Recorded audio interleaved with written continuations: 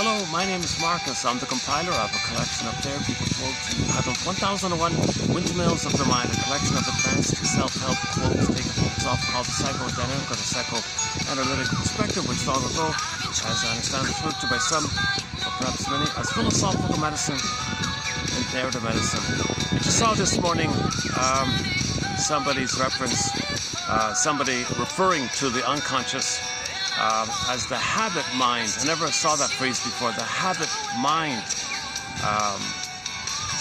And this habit mind is responsible for 95% of our decisions and choices and feelings and motivations. This habit mind, these neural circuits like that. So I thought I'd just open up with that a little bit here. So this is similar to, humanity's third narcissistic injury. Really, 95% of us, we're being driven by all these circuits called from the unconscious mind or the habit mind. Now these habits are hard to get rid of, like the kid's cartoon or the kid's riddle. Why is it hard to get rid of a habit? Well, if you take away the H, you still have the bit. Take away the A, you still have bit. Take away the B, you still have it. Like it's kind of hard.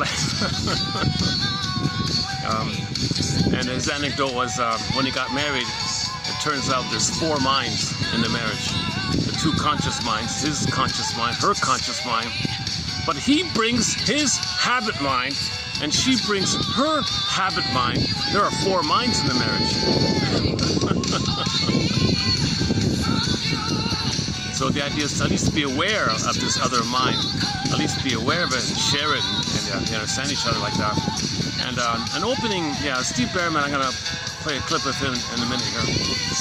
His opening premise is, first things first, acknowledge that everybody has a habit mind. We all have a habit mind. It's a little understanding and compassion that when we're babies, we record in a neural circuit manner our experiences, but we don't remember. The habit mind or the unconscious mind doesn't know time. So you got all these memories and deep existential conclusions, how you cope with the trauma, the defense mechanisms you adopted. Did you identify with the aggressor? Are you using either or thinking? And then you're going to repeat based on either or, and then flip-flopping, identity diffusion, trying to get a better past. You look for a symbol of mother. So when there's trauma, you repeat hopes in your mother, but you're out of the nursery and you don't know it. But the habit is search for mother. Pain, when the baby reaches, he wants mother, but if it's failed, he's in pain. He doesn't remember mother hurt him. All he knows is the pain and reach, pain and reach. So there's a habit. He's going to reach and be rejected. Self-defeating behavior. He's going to try, be rejected. Try, be rejected. So this is normally seen in oral fixations. So you look for a symbol of other cookies, food, promiscuity, money, material. It's going to fail. So we're self-defeating. Why'd you do all that? You can spend your whole life symbolically searching for mother. Because the mandate is the baby has to find mother, but that's the habit mind now. So the baby's experience, poof, habit mind. So what the baby experiences in its relationship with the mother forms the habit mind, let's say. And this is overlaid and repeated, overlaid and repeated, stencil, schema, working model, imprint. You overlay the stencil, see the present through that, see it as the past. Yes, you understand the present, the past, but you're filtering, cherry picking to recreate some kind of emotional new dish of the past. Okay, and you don't know it because the ego is told by the unconscious, or the habit mind tells the ego, come on ego, come on cortex, don't let the person know that we're still searching for mother. Don't let the person know that we think the cookie's mother.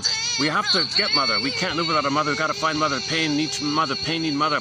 So cortex, come up with some flammery, some duplicity. Throw the person a bone. Throw him a red herring. Make him think some silly excuse. And the ego says to the unconscious, oh, a piece of cake. Society bombards everybody with ready, handy-made slogans. Oh, a little drama with the birds here.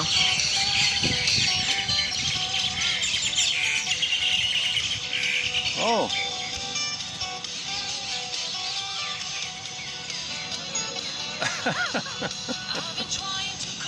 So you have this little hoppy.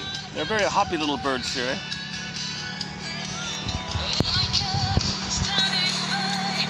Oh, there they go. Not sure what the commotion was about. There's always little mini dramas in the park. The last time I was in the park, in the other park, the monitor lizards were on the shoreline. And I was once in the park, and right in front of me in the tree, there was a monitor lizard on the branch with the tail hanging. I didn't see it with the branches. They're harmless creatures. They're extremely harmless, the monitor lizards. So I'm in another park here, on the opposite end of town here. Yeah, I got the pond here. I'm not sure if this is a man-made pond or natural.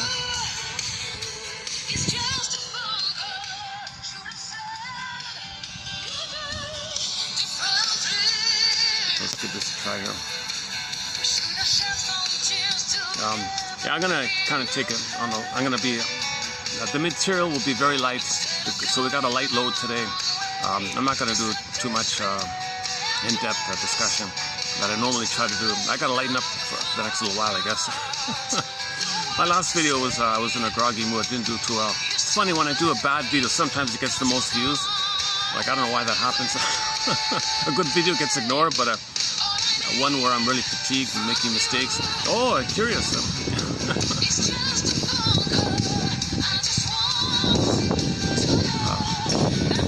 Okay, sometimes I'm distracted by the traffic in front of me, so I might pause and let it pass by. So give me a second.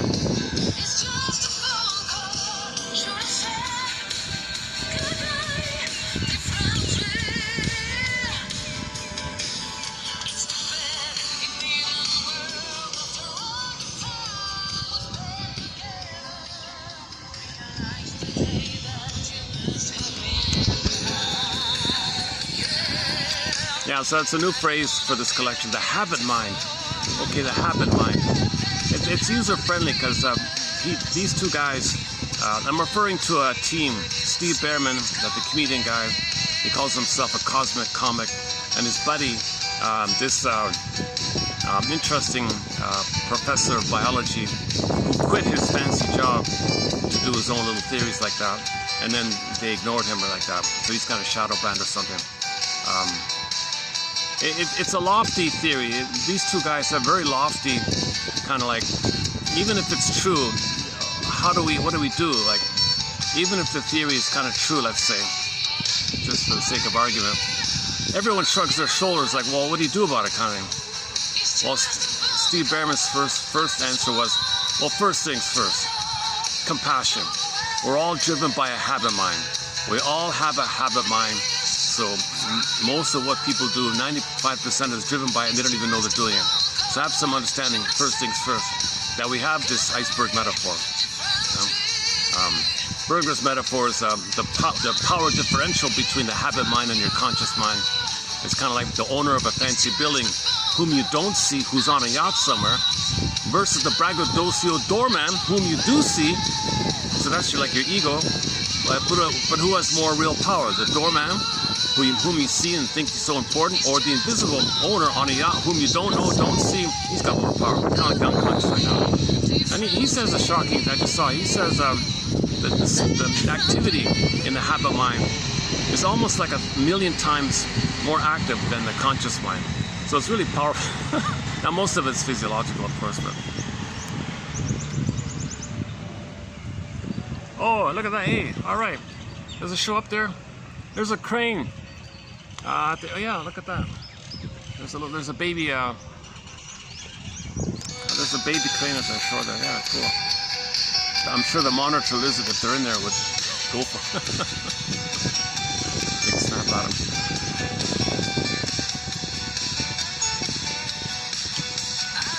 So typically it's the iceberg metaphor, all that's under the water, that's the power, that's the force. But the tip, that's our conscious mind. We think we're doing everything, but not knowing that the habit mind, all the ice under the water, the unconscious mind, the subconscious mind, whatever you want to call it, that's kind of driving things. Now, if there's trauma, there's a lot of energy in there, a lot of circuits are there, so it's more energized, more driven, it's more demanding to get a better outcome. So it's going to repeat, hoping for a better outcome. Repetition, compulsion, repeat, reenact symbolically, hoping for a better outcome. Now, we know the present's the present, but like once again, the unconscious says to the ego, provide cover. Don't let them know that we think the cookie's better. Cover me. Come on, provide cover. So just come up with some flimsy little, flim-flammery, little cute little excuse to tell the person. So the person says to himself, oh, the cookie, it's on sale. What's the big deal? Okay, unconscious said, good job. So he doesn't know, need to know.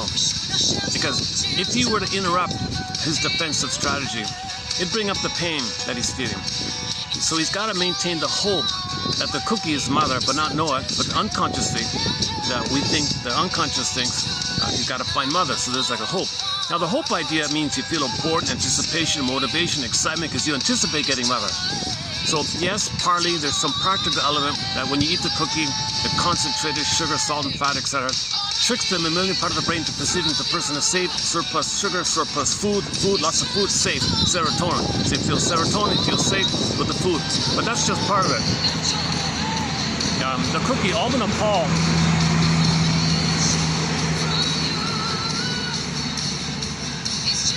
Alban and Paul say that when you eat the cookie, since it's a symbol of mother, they call it an ersatz self-object, like a fake mother, like an imaginary mother.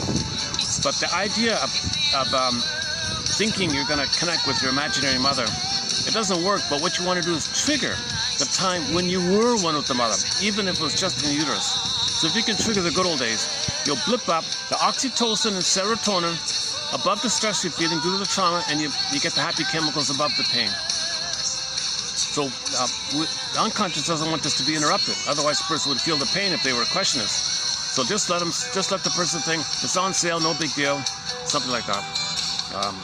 It's called rationalization excuse. So like the guy said, throw him a bone. It's on sale. Go across town to get it. Who cares? So he's driving across town to get the cookie on sale. He feels important. He's autocratic. He's gonna make it happen. He's gonna find mother. He just makes some excuse. It's on sale. He thinks it's a rare opportunity. Those favorite cookies. What's the big deal? I don't know. He just rationalization or deny or who cares? Or he'll just do little defensive things in the mind. Mostly denial, isolation, rationalization.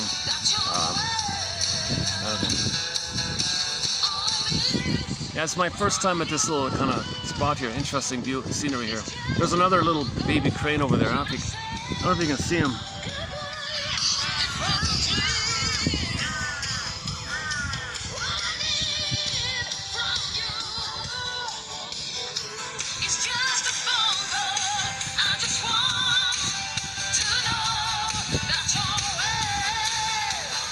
So I gotta do it this way so privacy, I don't get people.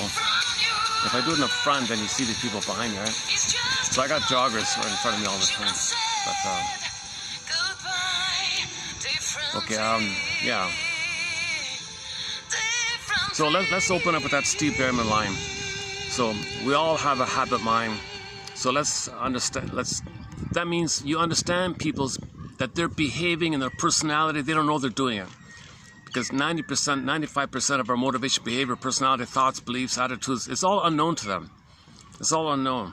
It's based on some kind of symbolic hope to get a better past. Oral fixation, a symbolic mother to get a better past. When real needs are not met, you have the hope from others, so you look for it symbolically. Negative magic gesture called the Faustian deal, the Faustian bargain, the Faustian pact. If the baby's too much pain, he flips over, identifies with the aggressor, and when he repeats, he finds proxies to play for them and rejects them the way he was rejected in a magical gesture that the proxy playing him is crying for love on his behalf, thinking if the proxy is crying for love, then the aggressor is as the baby's going to get mother's love via the proxy, but he's the mother who says no to himself, the other one playing himself. It doesn't make sense. So this is, if people have this odd kind of behavior, well, they're living in the past, dwelling in the past, lingering in the past because of the pain. The pain makes the person repeat, hopefully to better past. So the main three, I think, are the repetition compulsion. Okay, so you stage and recreate the original scene. Either you play yourself and others play. You see others as the rejecting mother, and you're disappointed. Or you flip over. You find others to play you, and you reject them the way your mother rejected you. And then part B is you flip back and you play yourself to express your anger at the mother, only when you're ashamed. And of course, the negative magic gesture idea is you want to show up the mother, expose the mother, and magically, your mother will change your ways. You feel omnipotent like that. So any kind of, if we're not making sense, if we're not living in the present with our beingness or our embodiment, we're not making sense, right? So Woodman's line is if you're not in your body, If you don't have your feelings up, if the feminine is wounded, your masculine, your doing is distorted. You know, if you're not in your body, you're not making sense, literally. And it's disembodied discourse that causes all these problems. So if you see all this, if you see people doing things that, like a sense of entitlement or narcissism or BPD, or they have exaggerated fantasies, that's coming from the habit mind. The habit mind makes the person see the world based on what caused those habits, and you recreate what caused those habits, hoping for happier habits. You don't want these painful habits. The painful habits in the brain are wired in due to what's called attachment trauma, relational trauma, interpersonal trauma, ambient trauma, strain trauma, weaning trauma.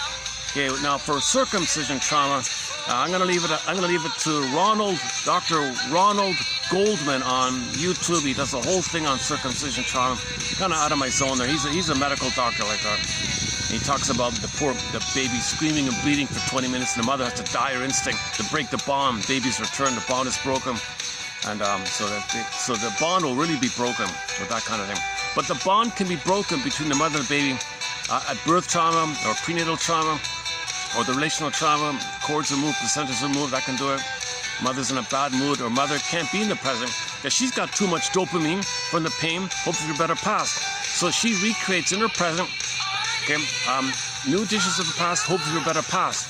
So she might, for example, in the Faustian view, she might shame her baby because mother shamed her, and she thinks magically she'll get her mother's love back in the past if she shames the baby, magical gesture, because the mother identifies as the aggressor. So she needs the baby to shame, hoping that her mother in the nursery will, a magical time machine will appear, she'll go back in the past, and mother will say sorry and provide the love. Now, there's no time in the brain, so there's no real time issues like that, because the amygdala doesn't know time. Unconscious doesn't know time. This habit brain doesn't know time. It can spin around endlessly, called kliglos, mindless repetition. Ancient Greece, this was called kliglos. The mother might turn to the baby as a symbolic mother. Baby, I made you to find me. My mother wasn't there for me. So I'm going to make you as a symbolic mother for me. You're going to be there for me and make me feel always important, and I never feel alone. I don't have any abandonment, rage, or anxiety, or depression, because you're always there. You're a presence for me. You're a stable base for me. And she can control it. The mother can easily brainwash the kid to terrorize the kid. That if the child shows initiative or has needs or feelings or autonomy, mother withdraws or punishes. Mother, baby complies, she rewards. So it's very easy for mothers to convert the child into symbolic mother. It doesn't work, but she has the compulsion to look for a symbolic. Yeah, look at that. Hang on a sec. Let me turn up the music here. Let's see if I can get a... Hang on a sec. Let's see if I can get a closer look at that little baby crane there. Such a cute little thing, eh? Where are we here? If you see a little white dot in the middle of the field, he'll probably fly off. Oh, he's walking this way here.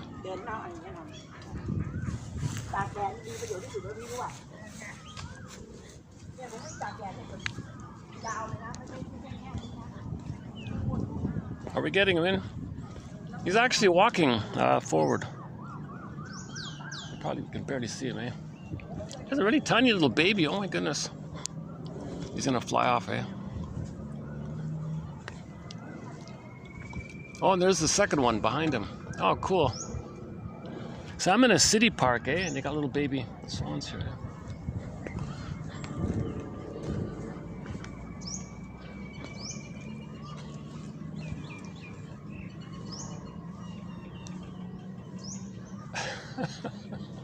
My goodness, eh? Oh, they're my cats, huh? How do you call a bird? Oh, there he goes, huh?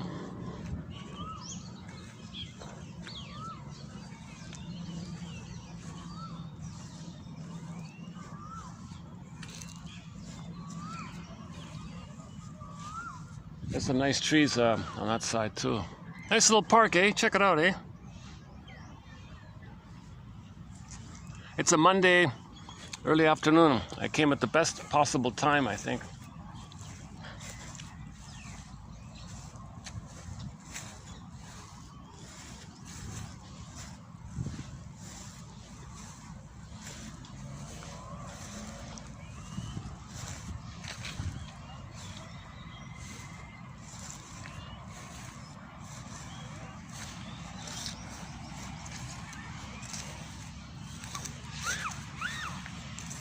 Yeah, on second thought, maybe I can...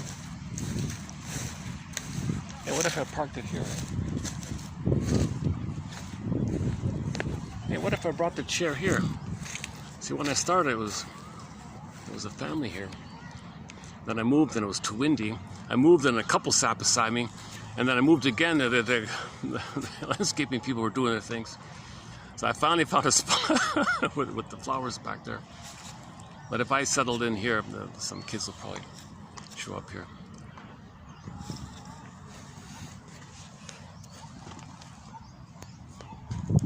All right. Let's go back to the...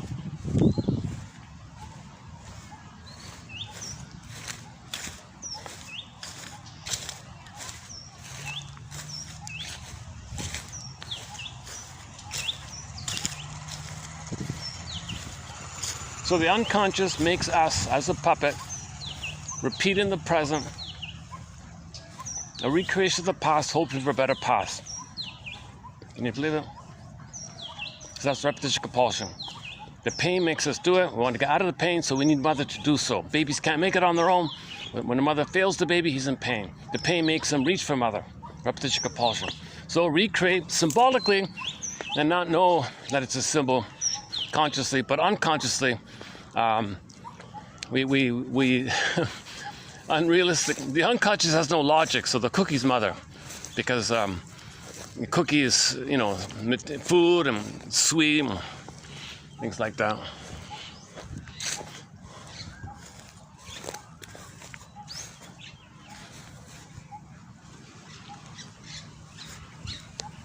Okay, let me dig up. Still recording. Let me dig up that quote by. So we have, I think I have 4 of his jokes in our collection. In our thread on humor, I posted 4 of his. The pigeon one's the main one, and a few sort of shorter ones. Wait, give me a sec here. Okay, it's just audio. Hopefully it's still lined up here. So the interviewer says, okay, very interesting theory. So what do we do about it? It is a lofty theory. It makes you feel important, because how do people question it, right? So a lot of people brush it off. Yeah, very cute trivia. Interesting metaphysical trivia, which is, I haven't really got it. I didn't really get into it, but so the people call it the new age. The new age trend is the field. Everything's energy. All that is energy. And the field has like embedded in the field, it's all harmonious, like a natural ecology in a place, or a beautiful garden. It's all peaceful. That's the natural state. So they totally reject Darwin big time. So this guy, Mr. Lipton, he's coming out with a book later this year, 2026, called Beyond Darwin. Interesting, because Janoff, just before he passed away, his final book was Beyond Belief, about the cults and all that, the religious ideas. He's doing something similar beyond this, beyond Darwin. So maybe that one will read. He's in his 80s. The guy's in his 80s and all that. He looked like he had a fun kind of life. Okay, so imagine all that is. Okay, never mind the term for it. You can call it spirit, the great spirit. Everything, universes, galaxies, the planet Earth, the nature, flowers, birds, people, all that is. It's considered to be some kind of energy, right? Now this energetic field, or spiritual field, or whatever you want to call it, its natural state is called ecological harmony. It's always kind of balanced in a harmonious kind of thing. Right? So now, when on Earth, when people are here, they argue that the energy, or the Great Spirit, wants us in like a parallel for the ecology of the Earth we're on. So we're meant to be in a harmonious, ecological, cooperative relationship with ourselves and the Earth, the way indigenous people have been doing it for 100,000 years. And maybe a few little crumbs, a few little micro examples still left with the Aborigines or something like that. So they deeply understood that that a human being is that which dreams, that which has something that can dream. So we're a person that can dream.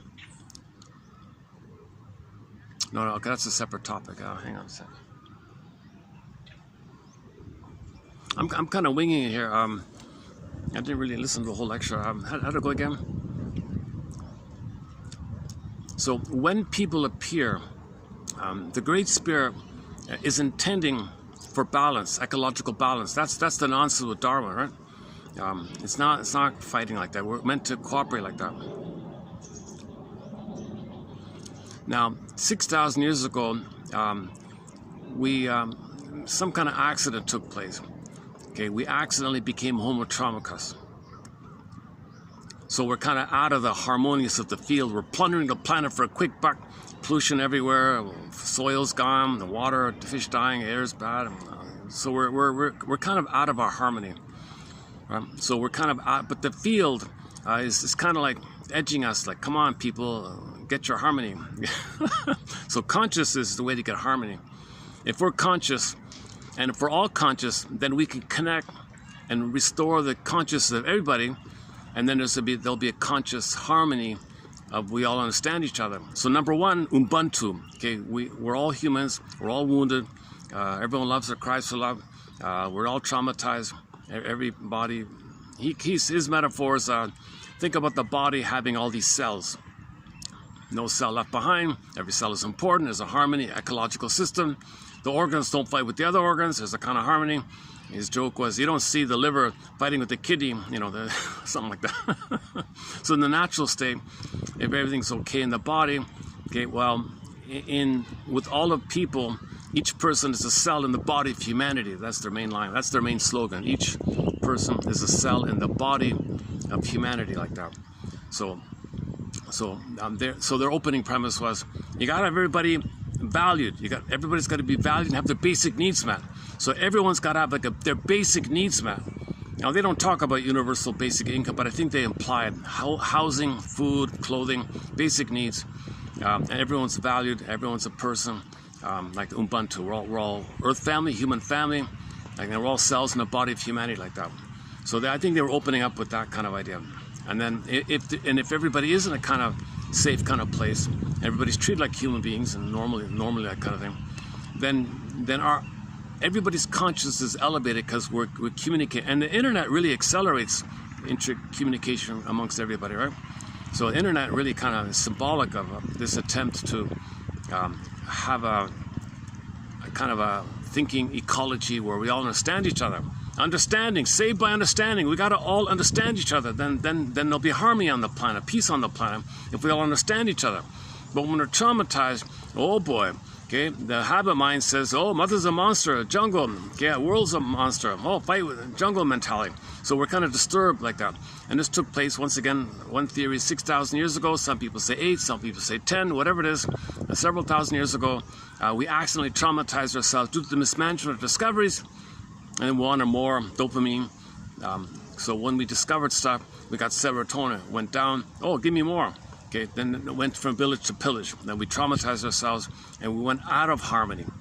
We went out of harmony. We even attacked people who were still harmonious. The harmonious side of our family said, "Don't do this." We've all been in a harmonious state, and some of us are kind of confused with something, and then the night harmonious people were attacked.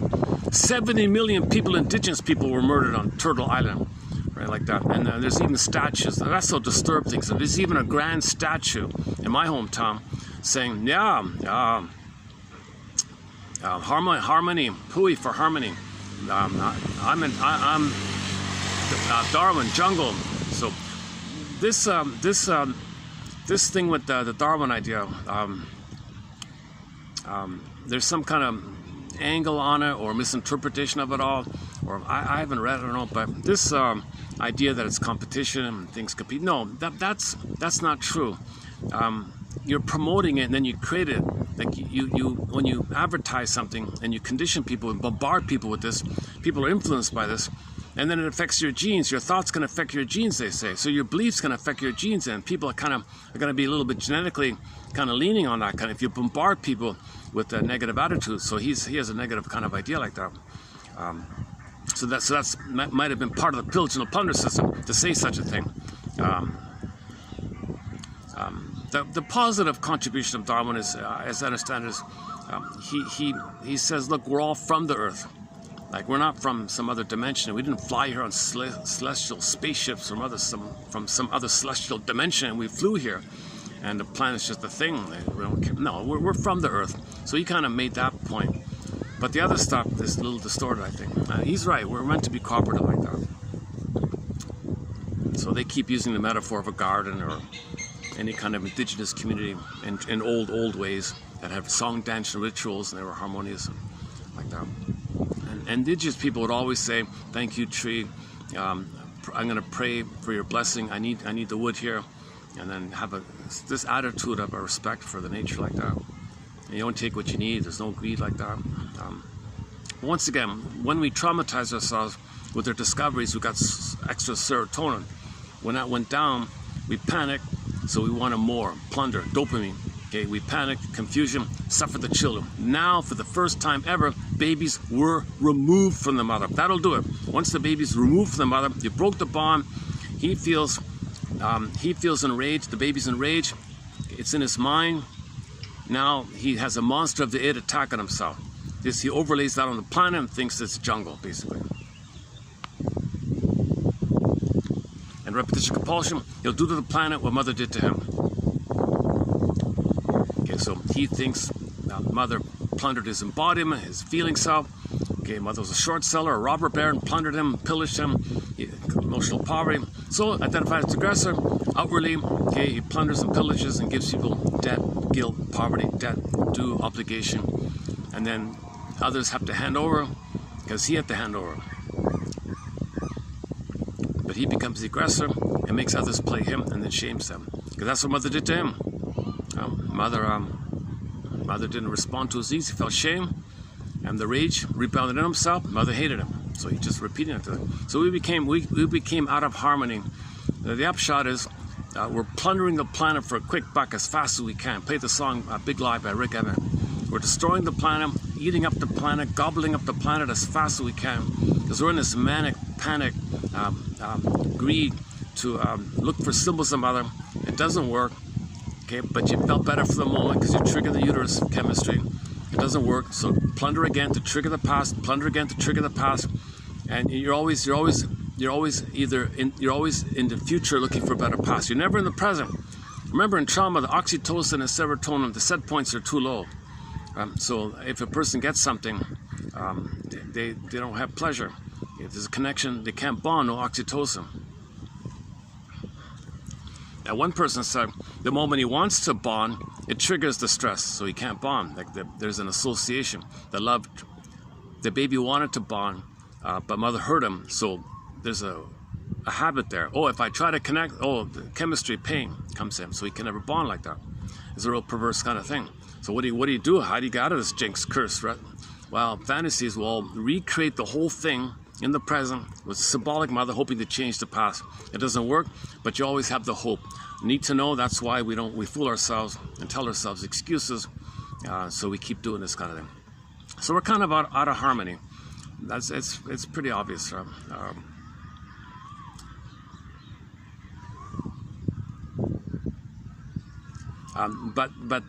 But we have the ability to be conscious.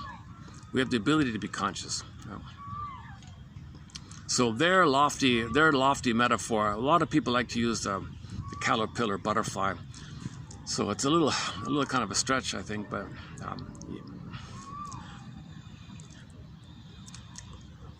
see, when you present such a dreamy, lofty thing, you don't get people kind of practical things that they can do. It's kind of like makes people feel helpless. What do I do now? I feel depressed with what you're saying. So that's what he said to Behrman. So Behrman said, well, first things first. Okay, at least admit that everybody has two minds. We're of two minds. And when people do stuff, it came from the habit mind. Start somewhere. A little empathy like that. Now, let's play that clip. Let's play that moment here. Hang on a second. We talk about the thrival of the fittedness, that when you disperse resources in such a way where everybody benefits and you build a commonwealth, then what happens is that you spend less time, energy, money, attention on fixing things that could have been prevented. So we spend less energy than protecting ourselves from one another. And when we allow every individual to thrive and every local garden to thrive in that sense, then we eliminate these diseases because we allow these people to, rather than the monocultures which we see in so many of the third world countries, we encourage growing your own food, local sustainability, local energy, local autonomy. All of a sudden, every group makes a contribution. Now, interestingly, and Bruce could go into... I queued it up wrongly. It's later on. This wasn't the part I wanted to play, but it's coming up, I think. Okay, let's just play it then. Great detail about this.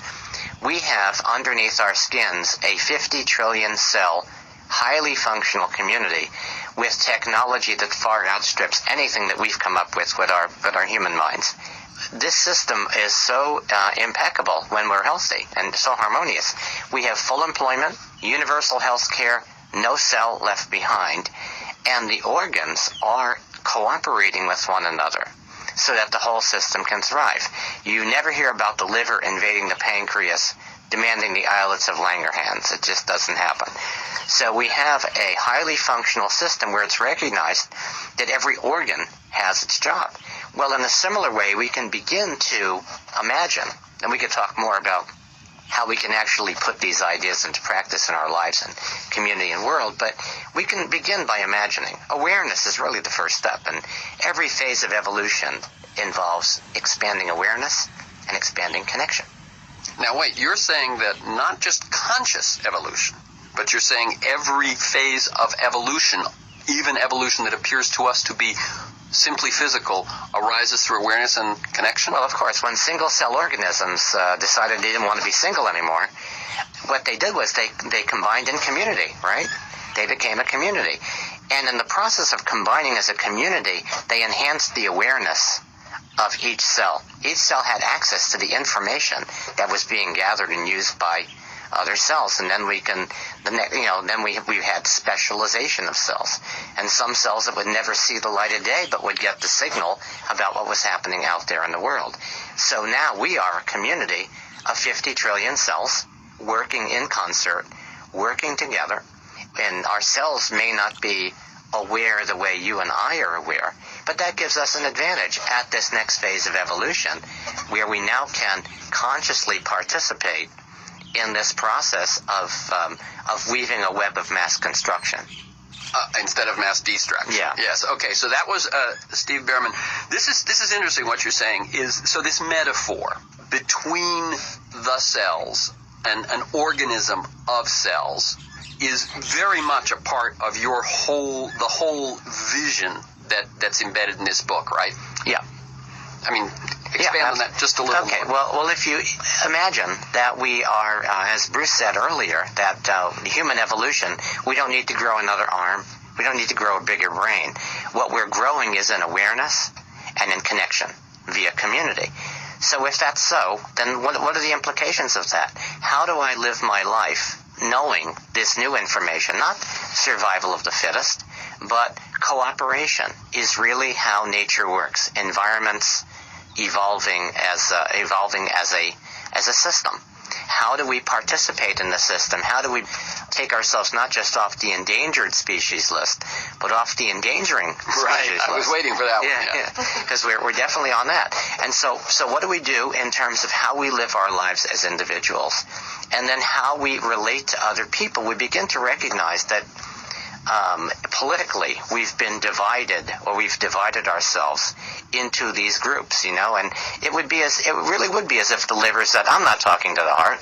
The hell with them," And when we begin to recognize that every nationality, every cluster of human cells is an organ.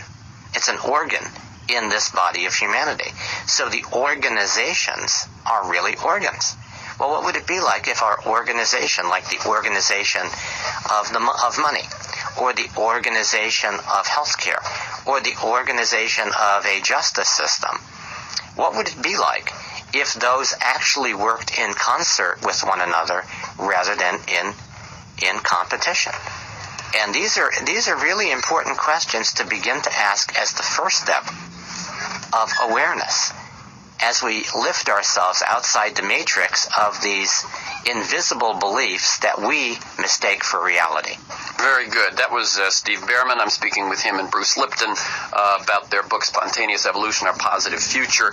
Let me say that sometimes I like to I often look at problems with three big questions, which is, once I establish something is broken, okay, so something's broken, the healthcare system's broken, the education system's broken, etc. Then the question is, how is it broken? What's the evidence? And I think we're going to dispense with that, because there's no question. The economy's broken, the healthcare system's broken, the peace system is broken, the pollution system's broken, etc., etc. The equity system is really broken. Okay, how did it get broken? What is the history? What are the causes? We've dealt so far with this on a fairly big level. In other words, on a level of belief systems and worldviews. We could go into each one of those and see how, deriving from those belief systems and those worldviews, we could trace the history, but we will leave that aside for now. The third question, which we have about 10 minutes left, is how do we fix it? What are the solutions? And in this case, you've begun to talk in that direction, Steve, just now, and I heard cooperation, awareness, connection, local, those sorts of things. If I'm a listener and I buy what I've heard, and as I said, there's that one little hook here that's troubling, which is that the good news also has bad news for a lot of people. A lot of people are getting hurt by the crises we face. But let's go from there. What would a listener want to learn, want to know, want to do to begin to participate in this spontaneous evolution? And I'll tell you what, Steve, let me jump to Bruce. And Bruce, try to keep this one brief, because our time is short now. So you know a lot more than I'm going to allow you to say right now. But talk a bit about this in terms of that cellular metaphor. Well, basically what we have to start recognizing is that our belief systems are controlled by our mind, and we have two aspects of our mind that become very critical, and this is discussed in the book, and it says that we have a conscious mind, which is the creative mind, the one that has our wishes and desires, and we have a subconscious mind, which is a habit mind with programs downloaded in it. We have a general belief that we're running our lives with our creative mind, so a lot of people out there, okay, we're facing crisis, let's go out there and create these answers and solutions. But it turns out that 95% of our life comes from the habit mind, and that's been programmed primarily by our culture and by other people. So this is the hard part, is that we have a lot of people in this situation that says, okay, let's get to work and make the change, and that unfortunately is the small part of our mind's control, the 5% of that creativity. So you're saying, just to jump in, even with the best of intentions, that's missing 95% of where the action is. Absolutely. So that's why we always find, why are we struggling so hard to get to where we want to go? And the answer is because we're operating from these invisible beliefs that were programmed into us before we were 6 about how life works. And now, if you're a boy, you watch your father, you see the stresses and struggles that he goes through in your first 6 years of your life. That becomes a behavioral program that's in your subconscious mind. Then you're older and you say, let's have a life that's wonderful and joyous and happy. And then I say, but only 5% of your life is coming from that part of your mind. 95% is going to play the behaviors downloaded from your parents. And I just want people to understand they're invisible. That's why I say in my lectures, you have a friend, a very close friend, and you know your friend's parent, and then one day you just casually suggest to your friend, you know, Bill, you're just like your dad. And that's when you back away from Bill, because he's the first guy to vent. I say, how can you compare me to my dad? And this is instructive and profound, because what it says is everybody else can see that Bill behaves like his dad. It's only Bill who doesn't see it. So what's the point? We have programs, they operate invisibly, we don't even see them, and they undermine us. And until we become aware of that, we look like we're victims to the world. I mean, I go out there and say, I want peace and love and harmony and health, and look, we don't get it, so therefore the universe is against us. And then it turns out from the new biology, we were undermining ourselves with the acquired beliefs of that culture, and we have to rewrite those beliefs to re-empower ourselves. Okay, now, either one of you can take this, and as you begin to answer, just say which one you are.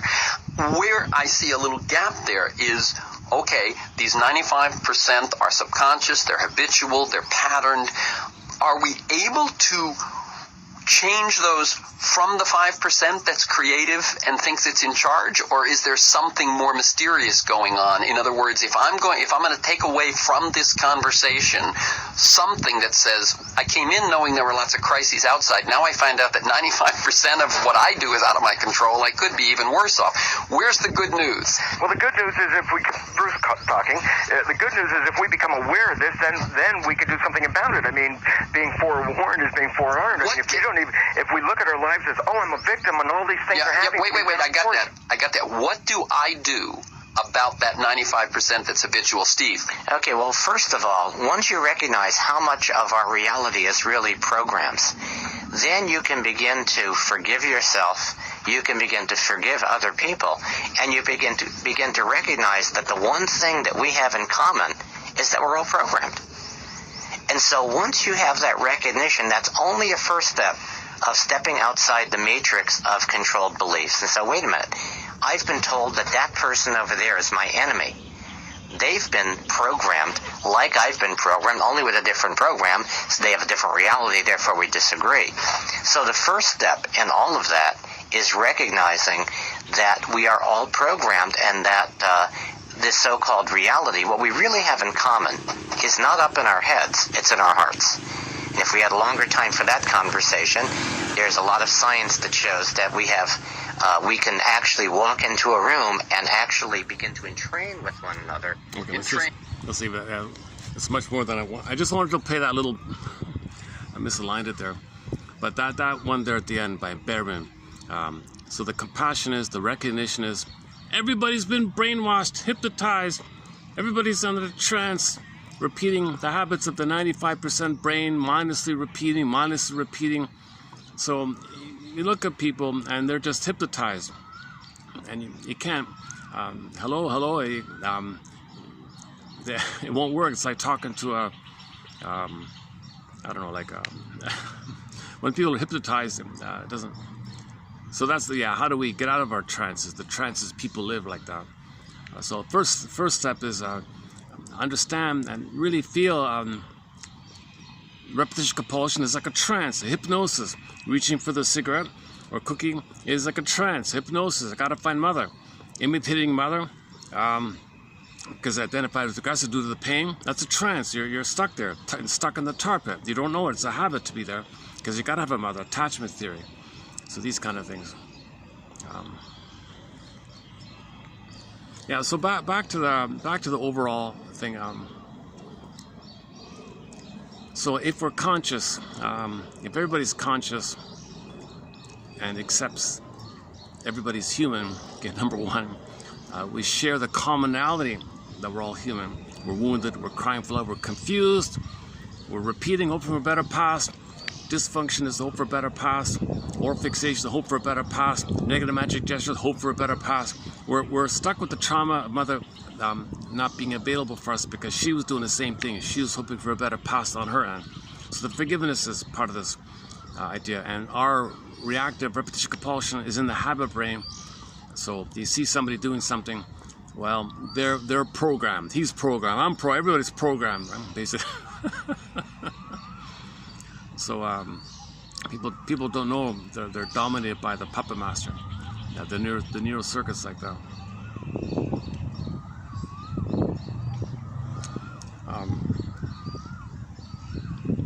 So I think what they're getting at, they didn't say it directly, what they're getting at, we got to improve our sense of human understanding and connection and understanding. Then things will be more harmonious like that. Things will be more equitable, harmonious. And then, we're all one family. We're all cells in the body of humanity. Oh my God. Give everybody basic needs, calm down. And then let's heal ourselves. Let's treat ourselves like humans like that. Because in trauma, the baby didn't think the mother treated her like a human. So we got that part of the correction will be, mothers will now have to nurse their babies, stay home for the first period of time, let the baby go through the developmental process of a blissful oneness for the first 4 to 5 months, be around for the child to have his, the birds are back. While they were talking, did you see the guy with the kid and the umbrella? A monitor lizard showed up on the shore. There are monitor lizards here. Yeah. Next time he appears, I'll take a look at it. It's a nice little spot. No, this spot's not too bad. I get to see everything. I get to see the monitor lizards, the cranes, pigeons are everywhere.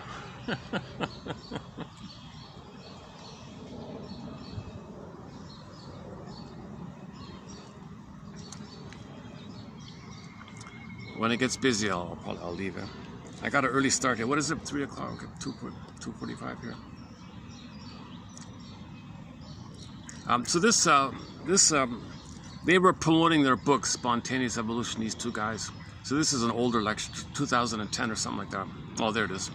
And Bruce Lipton and Steve Behrman.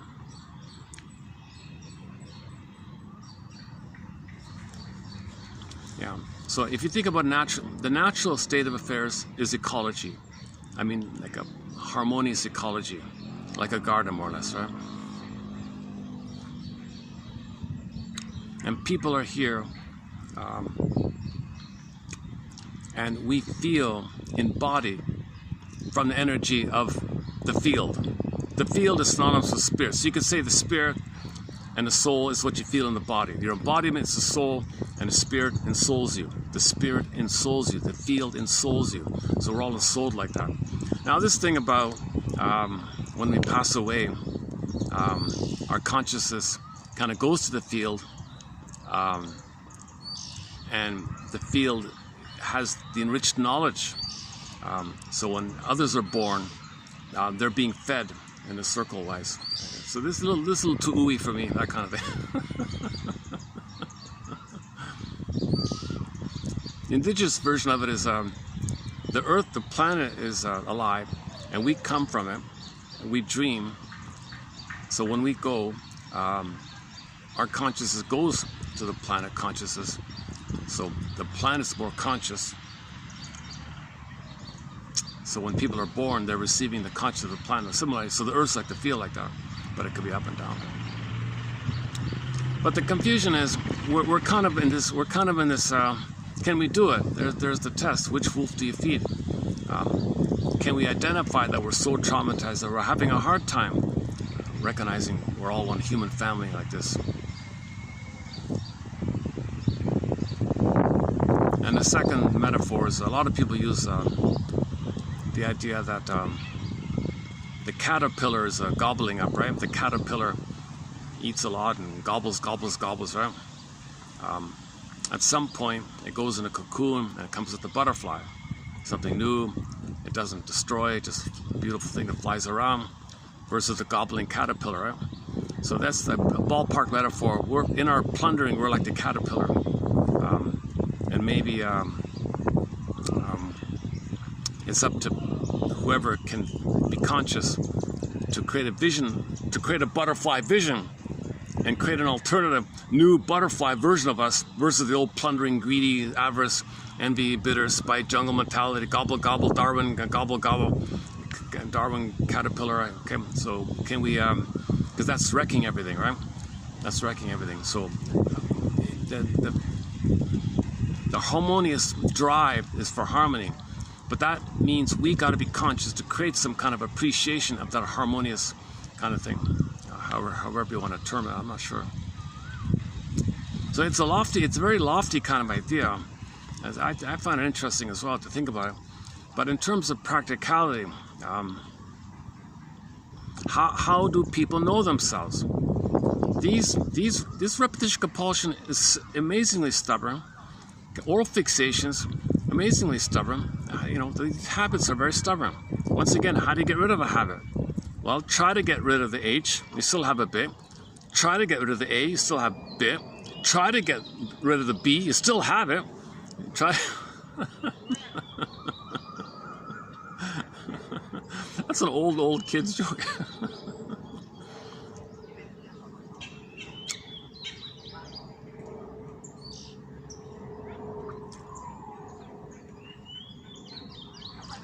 Okay, this Lipton guy has a book about relationships.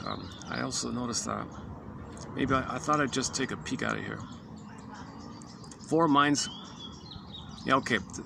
From one of his books, the Lipton, the guy who spoke with the lower voice. He's in his 80s, that guy now. This is one of his books about oxytocin. I thought, no, I'm not gonna. I haven't posted. I just found it in the cab on the way here. I haven't plucked it out. So this might be a future quote in our collection, but let's see how it goes here. So I'm just gonna, if you can bear with me, I'm gonna just skim parts of this and just randomly see what we can find here. Okay. When it comes to partners, because he struggled with relationships himself, Okay, so he downloaded be like my father, so you be like your parents, right? So we are programmed that a man is like that the role of a man is like the father. They're the teacher. They're the teacher, the master teacher, deeply teaching us, and the wife role is deeply taught. And we watch it. We watch our parents. It becomes the couple imprint. So when we grow up, we tend to take after one and find a partner to play the other one and pick up on the imprint, as above, so below kind of thing. Typically, Ann Teachworth says, if the firstborn is a daughter, she tends to role play, identify with the father, and marry a man like the mother, and continue what the parents are doing. But this time, she plays the father's side, trying to get the father's needs met through her husband, who's playing his father's wife, her mother. Right? So she's trying to help her father get his needs met through his wife. She identifies with him, finds a man to play the role of the mother, and tries to get through her. I mean, through him playing her mother. So it's so conflicted like that. It's a habit. It's a deeply ingrained habit to imitate a parent. So his example, we heard that example about Bill, right? He says people tend to freak out when you tell them, you're just like your father, you're just like your mother. People really get angry, very upset. No way, no way. But be honest about it. That's a very simple self-help exercise. Identify who do you take more after. Right? So if the firstborn is a boy, the tendency is they take after the mother. And then they marry a woman like the father. And they can pick up what the parents are doing. But the person plays the mother's side and his wife plays the mother's side. So a lot of men, quote unquote, marry their mothers, right? They find they find a woman with the same personality like the mother, because they're copying the conditioning, the wiring, the habits, right? And they play on the habit side, they play the mother's side. On the habit side, they find a woman to play the father's side, and they continue where the parents left off. A lot of conflicts like that. So that's why there's so many conflicts like that. The next born flips, whatever the third in the birth order, whatever the third is, the fourth will flip it. She says it tends to be like a pairing like that. So that's part of when we choose mates. 95% of us, we don't even know who chose. Well, the habit brain chose. You consciously choose these things. Yeah, somebody gave the example, was it him here? Oh, I think it was here. Yeah, he gave the example of on these dating profiles, people say what they want. She says who she is, what she wants. He says he describes himself, what he wants, and you go by that. That's only 5%. You're gonna go by the 5%. Later on, you're gonna find the other 95%, right? So you can't. We don't know our 95%. So how do you create a proper dating profile if 95% of you don't even know?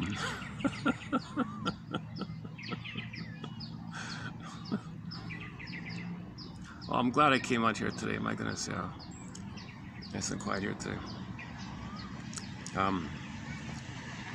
Okay, where are we here?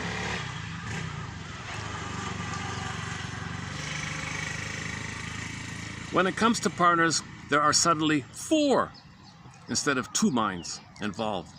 And these 2 extra subconscious minds can wreak havoc on happily ever after relationships when our conscious minds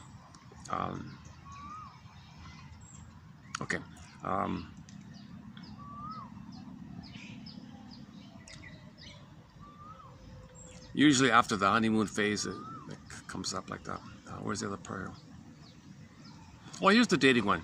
If you met through an online dating service, both of you want your money back.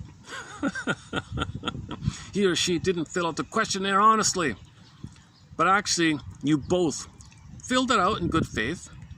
You both filled it out consciously, and that's the rub. Your thoughtful submissions from your conscious minds truly represent the people you aspire to be. Unfortunately, the character of the quote you who answered the questionnaire normally expresses itself only about 5% of the time. What both partners failed to include in their surveys were the sabotaging and limiting subconscious programs they acquired from others, which all of us unconsciously engage in about 95% of the time.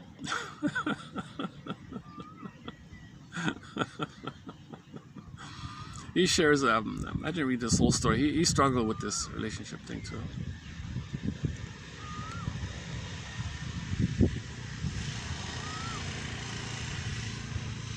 The culprit for this repeating cycle is invisible.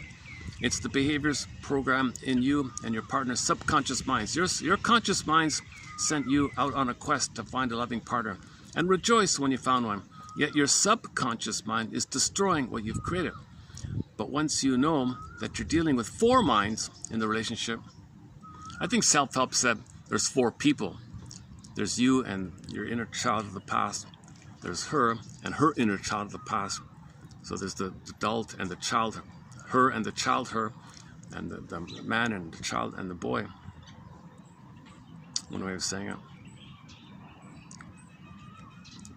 And once you know how to change the negative programming of your subconscious minds, you will have the tools to create what you've lost. Yeah, so you got to make I statements, share that when you're triggered. Okay, the emotions are about the past. It's all in your mind. It's not about the present. Something she did just resembles something in the past, and all the strong feelings are from the past. And you share that information called making I statement. So when you said that, it reminded me of the past. I was triggered. All I had needs unmet, fear, all that. I'm sharing all this. And she does the same thing called making I statements. So when this happened, I felt such and such. That's a sort of one of our topics on how to make an I statement, a key pillar, self-help thing here. How to make an I statement. So there's the Offner exercise, OFNR, observation, feelings, needs, request. The Susan Campbell one, called the unilateral repair statement. She's got little steps like that, and others. The basic, you start off with, when this happened, I felt such and such. Just, you're not blaming someone, just when that happened, that's the observation. Okay, an old fear came up, an antecedent, my past. I had a need. I had a need for connection. It wasn't met. I felt scared and angry. That's what's coming up now. How are you with my sharing? So the O and is the present. The F and the N, the feelings and needs, all the old stuff, the feelings and needs, unmet needs, feelings that you share all that. And then the request, OFNR, OFNR, so OFNR, okay, a little step like that. So present, past, present. The request is just you want to check in with the person. How are you with my sharing? Because maybe your sharing triggered them, so you want to double check that. Because often people might say in a way that the tone is critical. No, you're not meant to be critical. You're meant to share what's alive in you, what's coming up with you, and you maybe just want to make sure that you're able to say, and you want to know that you said it cleanly. Like you want confirmation for yourself that you said it cleanly, because you may have said it slightly sarcastically, and she picked up on it or something. I statements are not tools to criticize. I statements are not weapons in a conflict like that. So intimacy like that.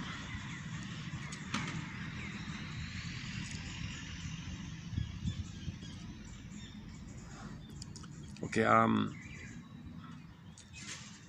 Okay. It gives examples. You know, the subconscious mind is the mind that, post-it notes be damned, compels us to lunge for the donuts and the cakes and the cookies in the refrigerator, or fall for the femme fatale once again. The subconscious is associated with the neural activity of a much larger part of the brain, 95%, and the conscious, then the conscious 5, unconscious 95. All right. Yeah, okay. The conscious mind's prefrontal cortex can process and manage a relatively measly 40 nerve impulses per second. So in the conscious, like when I'm speaking, what I'm aware of, there's only 40 nerve things per was a second or a minute? Oh, per second. So every second, every second, I've got 40 little things going on, right? But in the unconscious, okay, it's 40 million. That makes the subconscious mind's processor 1 million times more powerful than the conscious mind. You might at this point be developing a negative attitude toward your powerful subconscious mind that is sabotaging your best efforts to create happiness in your life and stay away from the donuts. But the subconscious mind plays the most important and valuable role in human development and in our daily lives. In any case, it's a waste of time to fight or blame. Yeah, don't blame your unconscious mind. Yeah, so after you eat the cookie or the donut, and you want to berate yourself, oh, what's wrong with me? Okay, why did I eat that when I promised I wouldn't? I had a post-it note, don't eat it. I can yell all I want, I can blame all I want, but I'm wasting my time simply because there's nobody in the unconscious mind to respond to my rant. Demonizing your subconscious mind is akin to screaming at the television. Is your television good or bad? Neither. What are you watching? Don't blame the television set, blame the programming. Is your subconscious mind good or bad? No. The subconscious mind is primarily an amazing playback mechanism that, unlike the conscious mind, expresses little creativity and has no sense of time. Immortality, no sense of time. So let's quickly do burglars. 1. Neurosis is the petrification of a conflict that's suppressed, pressed on a 45 disc record. It makes you neurotic. Okay. Every neurotic is a music enthusiast, but he only has 145. He carries it with him everywhere he goes. Every time he sees a turntable with never-ending fiery ardor, he says, he reels off, he spins off, he plays his one and only tune, 145. Okay. What happened in the past? Cried for love, mother hurt him. You recreate that. I want love and expect to be hurt. Or you play the Faustian one. You play wanting love and I reject you. And you just, okay, like that. No time. So the conscious knows time, but the unconscious has no time. But the unconscious is much more powerful. That's why people have such strong ideas of immortality and life after death and going on all the time. Because that reflects the power of the unconscious, and there's no time in the unconscious. So ideas of immortality, or fantasies of immortality, or even the sense of immortality, that you're aware of, kind of thing. Well, below you have unconscious timelessness.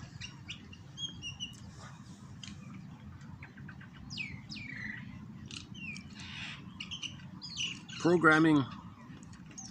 Okay, should we do this one here? Programming in utero. A lot of the scripts are laid down in the uterus, so I won't get into this one here. Yeah, the unborn child absorbs cortisol and other stress hormones if the mother is anxious.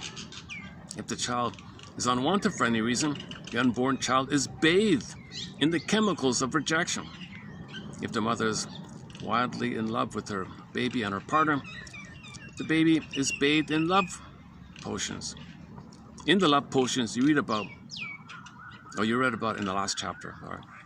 If the mother is furious with her father, who has abandoned her, the baby is bathed in the chemicals of anger. So the baby is affected by what's going on with the mother. Her attitude, her smoking and drinking, it's going to affect the baby. Yeah, there's a whole section on that. There's a reference to the book, The Secret Life of the Unborn Child, 81 book by Thomas Verney.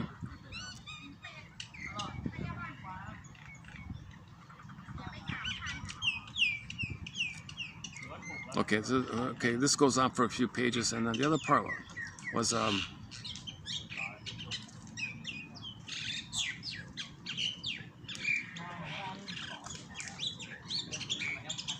I haven't read this. Okay, hang on. I want to do that bit about the oxytocin part. Where's that?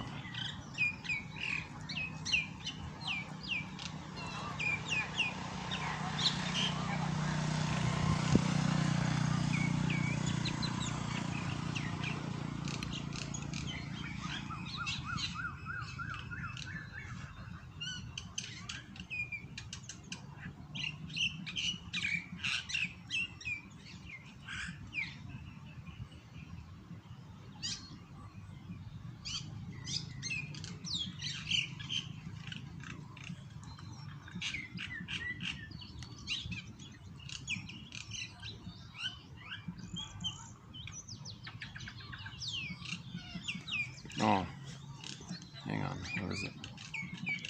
Oh, must be in the other book. Oh, maybe not in this one.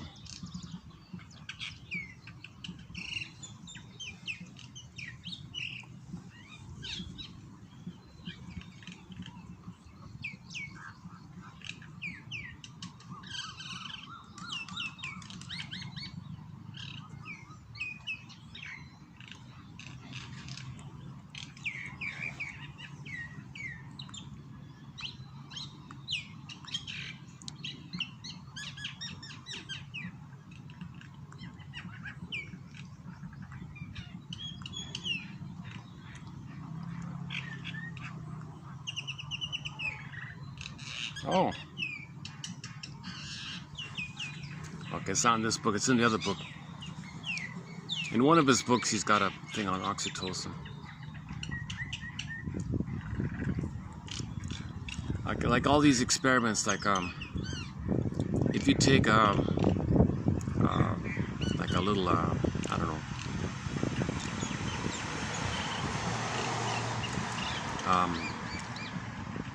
a mother guinea pig or something that never had a baby, right?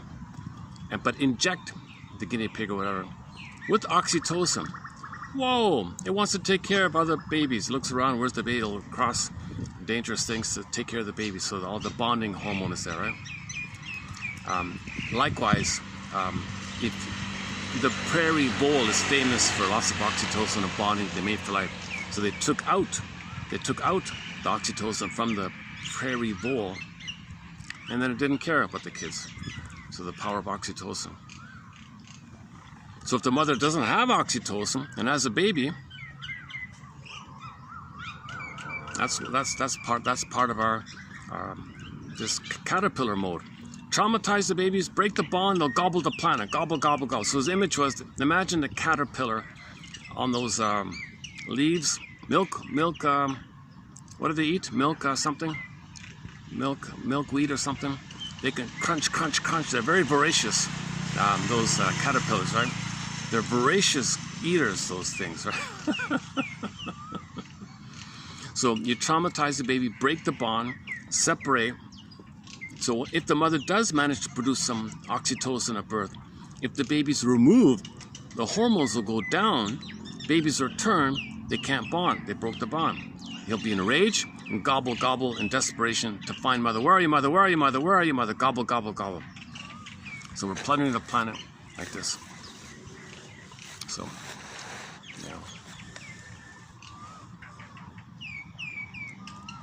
yeah. Or try our channel here. Just type in oxytocin. See, we got a few quotes. Or better yet, look up the Janoff. Janoff has some books on it. Arthur Janoff.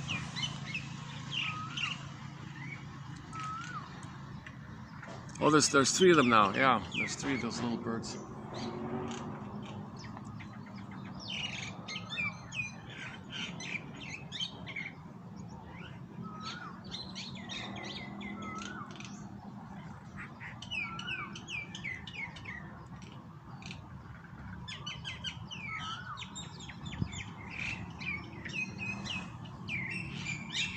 You just walk over, take a break. Yeah, I'm gonna say that. Sure.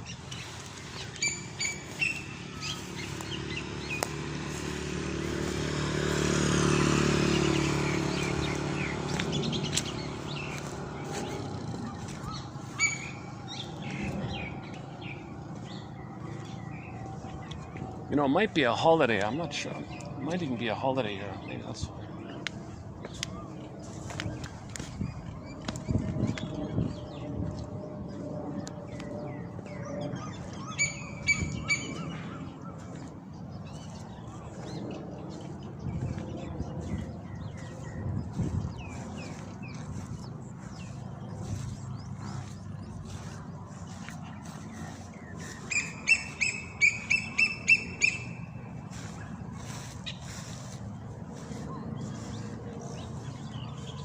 Oh, lizard. Yeah, there are a couple of monitor lizards in here. They're humorous, kind of humorous creatures, eh?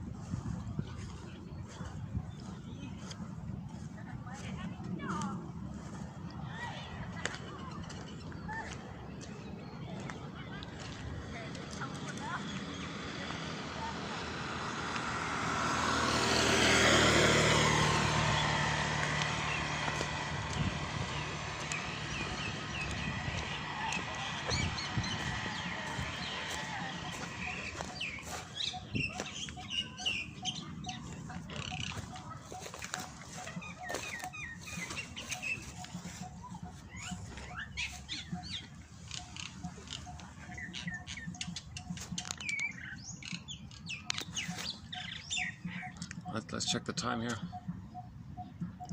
3:12. All right. Let's do today's batch here. On the face of it, the structure of jealousy seems to be triadic, but at its core, there is sheltered, as it were, the fantasy of an all-powerful twosome unity from which everyone else, even the entire world, should be ignored. We're talking about pathological jealousy, like extreme jealousy. So he's talking about envy, but sometimes envy is referred to as pathological jealousy or jealousy for short, but that's confusing. Jealousy is an advancement. You have something, you lost it, you feel badly, it's okay. You have your identity. Envy is different. It's a two-person psychology. You never had mother. Thinking something good is symbolic of mother, but it triggers the pain. So remember that oxytocin triggers the stress? Something good triggers the stress, hate it. So envy, hatred of the good. So the baby needs the goodness of the connection, but he's too much stress. So they see something good out there, it triggers the stress, they hate it. Because their fear, anger, they don't want to see the goodness, so they wreck the goodness. Like that, called envy. Or pathological jealousy. So envy is more intense.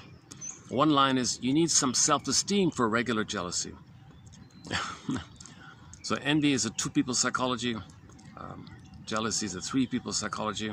And it's milder. You can deal with it. It's not about your identity. You just feel badly that you lost something to someone else maybe.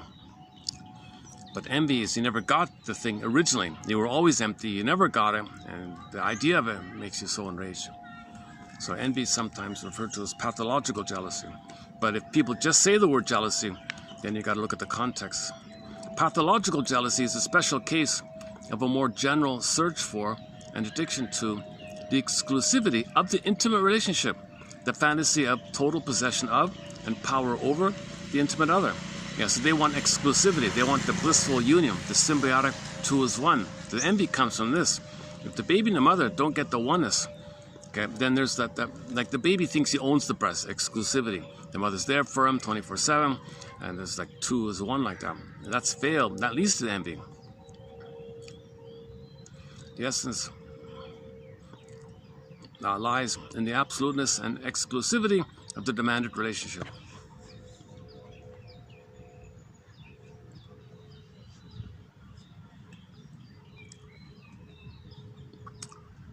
Okay, where are we? Whoever did not maintain this principle of absolute exclusivity in the relationship was deemed totally guilty. Yeah, so. Yeah, back to Lipton, he said, if the two are in the honeymoon phase and one is breaks it from the habits, the one who's still in the bubble is really hurt, right? They're really... yeah, all the heartbreak songs. Huh? One woman said, I made you to find me. I never had oneness. I made you so you can be one with me. I made myself my own child in order to have this place in my life. So here's a woman who wanted the exclusive possession. So she dominated the child, controlled the child, possessed the child, clinging, demanding. She can easily do it. She confessed, and when my daughter leaves, I panic.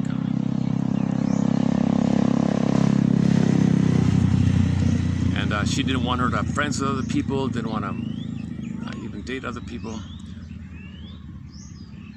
I made her so I would have someone, the mother said. She didn't want anyone to doubt that she was the mother who did everything for her children. There could not be any separation. She also took this daughter when she did something, visiting her friends. That's a betrayal. You're betraying me. Everything that was not exclusive was considered betrayal and fundamental breach of trust. Love was possession. This claim for exclusivity was the defense against her deep knowledge of having in fact been an excluded one, and indeed there was a hidden reality that she was sensing. but was not allowed to know. Clinging to the absoluteness and exclusivity endowed her with structure and consistency. Without them, she would have felt completely lost. It was a defense that she had zero empathy for her daughter. Yeah, she can't. Because that means the daughter has identity. She can't see the child's identity. The mother is turning to the child a symbolic breast, a thing that she owns and controls, possesses. So she has to reject the humanity of the baby, the child.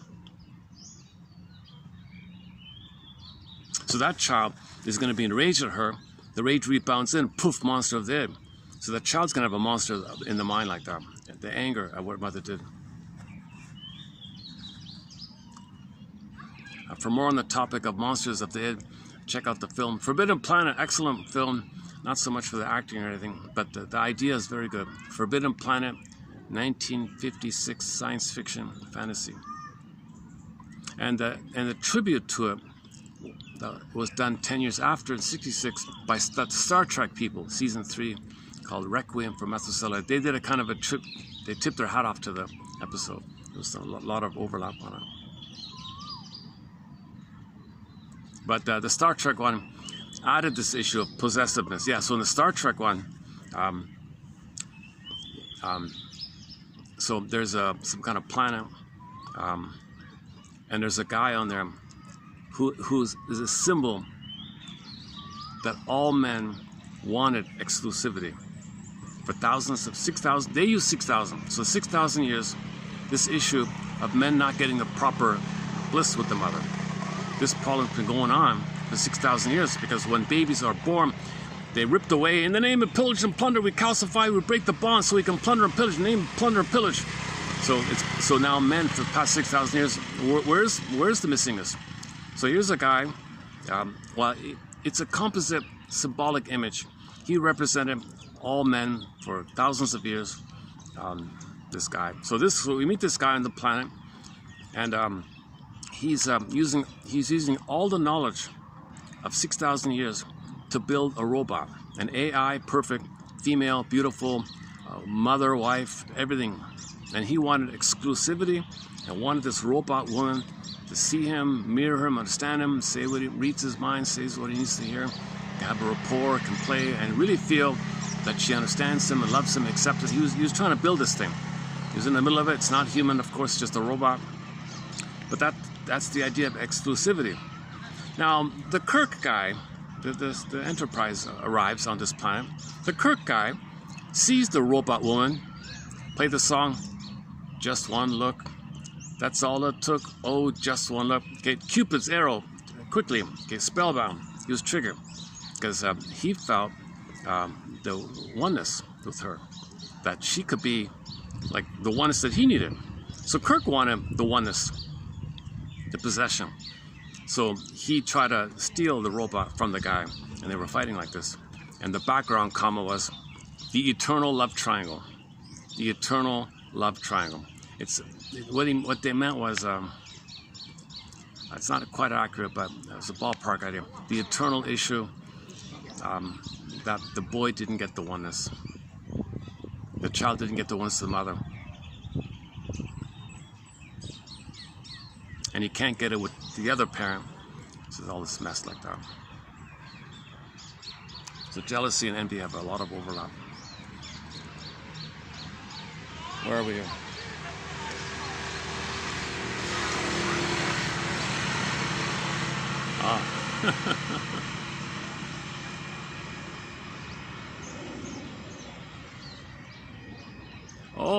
Oh, they must be staff. Well, that's why. Okay. Yeah, the regular cars can't drive through here. Okay.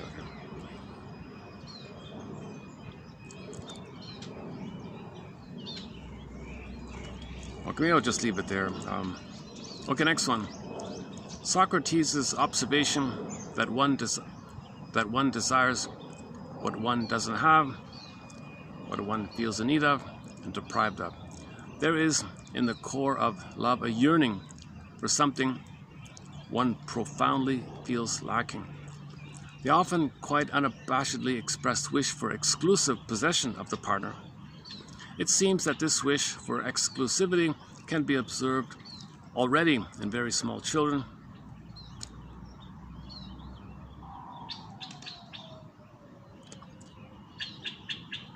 Okay, and the drama around it. Okay, let's go on.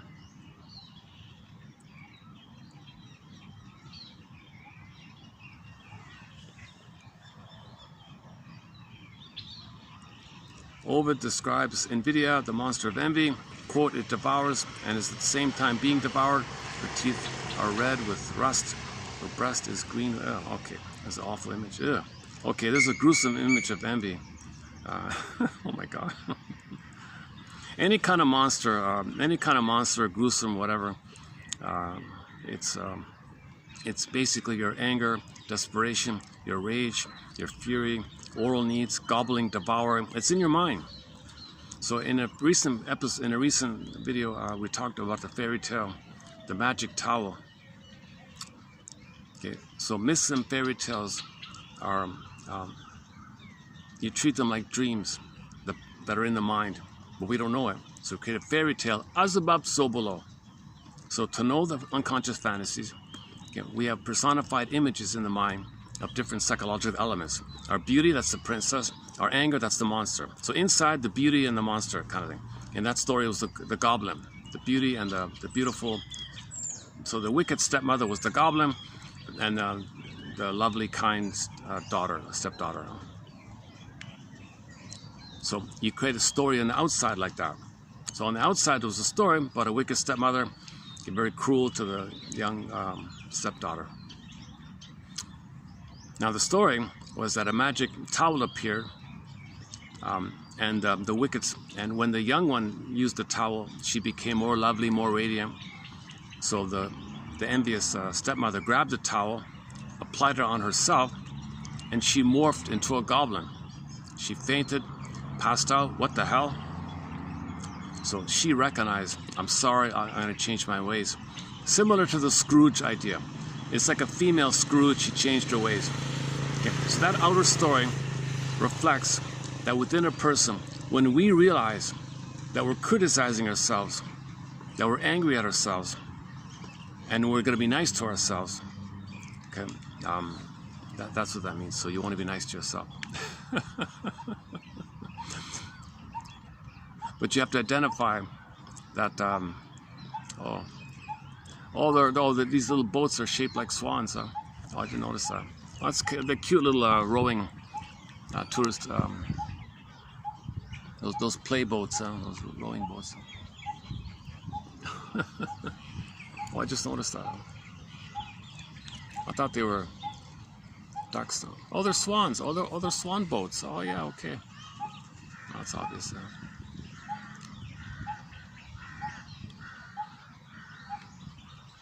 Okay, hold on a sec. Let's let these people pass here.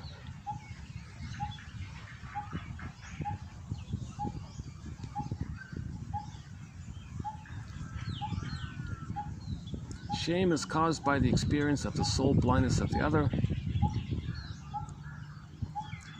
Jealousy only aims to preserve something that belongs to us or that we believe belongs to us, whereas envy is a fury that cannot tolerate the good of others.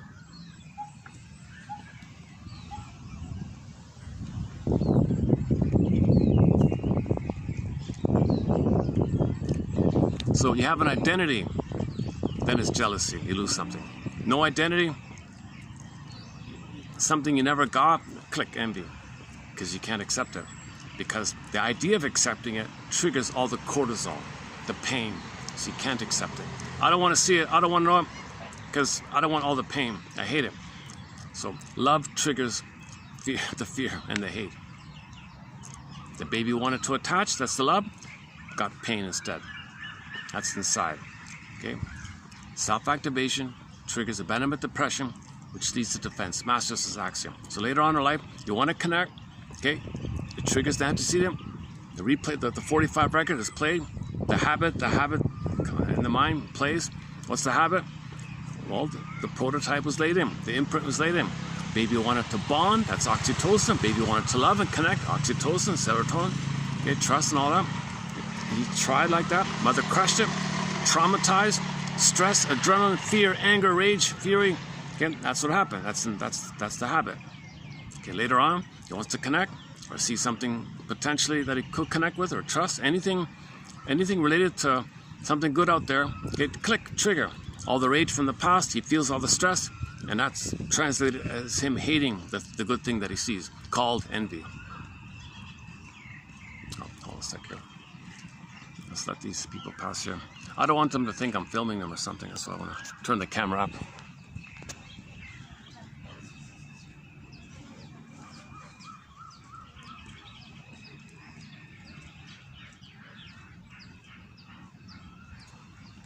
Is that it? Oh, that's it, eh? Yeah, it's a light load, yeah, okay.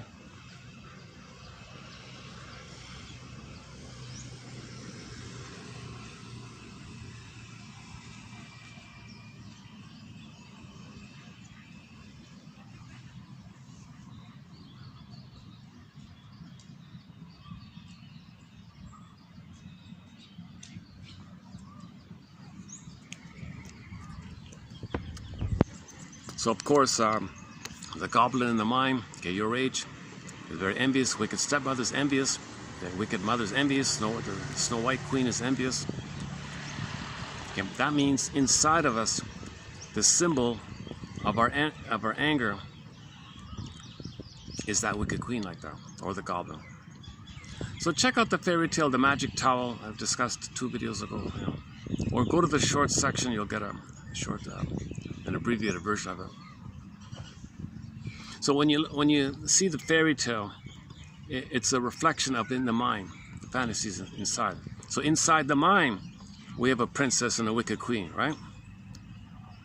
Inside the mind. That's a personified image of our soul and our rage. Okay, our potential, our budding beauty, the potential, but it's something inside of us attacking. So we're attacking ourselves. So when the baby cried for love, it turned to rage and fury. It got blocked. It rebounded in, attacking yourself. Monsters of the Id now. Howling Man. Go to another Twilight Zone episode called The Howling Man, Season 2, Episode 5. Excellent episode. The Howling Man was in the castle. Was in a room in a castle. Okay, the castle was like the body attacking an organ. So he's attacking himself. Okay, he can't always do that. So he looks revolted. He wants to discharge his tension, so he prejudice. He's got to direct his hate on others, because it's like a pain pump. It's just pumping all the time, and it's timeless. So it's some combination of one or the other. He directs his hatred at himself, displaces out, hates himself, displaces out, and that's the Howling Man episode. It's a very good metaphor for this kind of topic called Howling Man. So the Howling Man's in the mind. Okay, in other words, the devil, Satan, all that's in your mind. So LIVE, tension, fear, stress. Okay, you add it all up. Okay, fury, rage. At some point, the fantasies become destructive. Now it's EVIL, and it rebounds into yourself.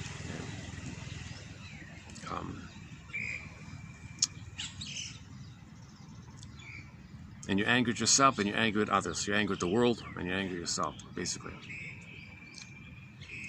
How are we doing? What's funny about this video? You know why I feel like it's been such a long video? It took me almost 2 hours to finally set up. That's why it feels... This is only an hour and a half, but for me, it's kind of like 4 hours. I got here really early, and had all these little...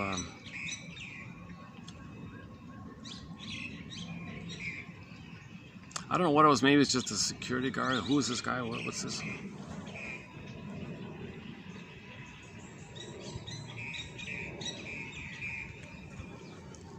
So finally they watched me, and okay, he's harmless. Leave him alone. Took me 2 hours. I don't know. I'm just guessing. I don't know. Man, what a nice place, eh? Look at this parking. Nice little place, huh? Obviously, on the weekends, it's crowded.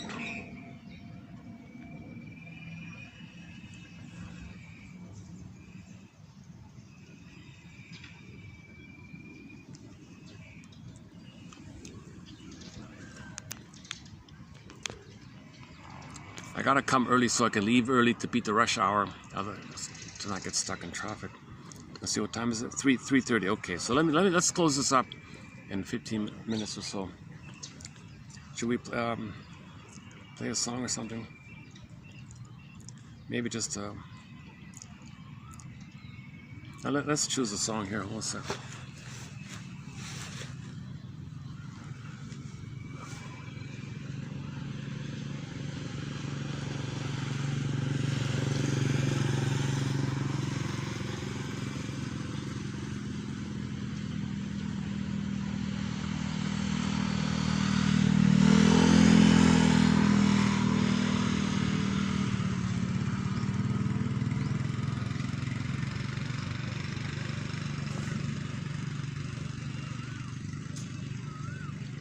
Angel's Whisper. Okay, here's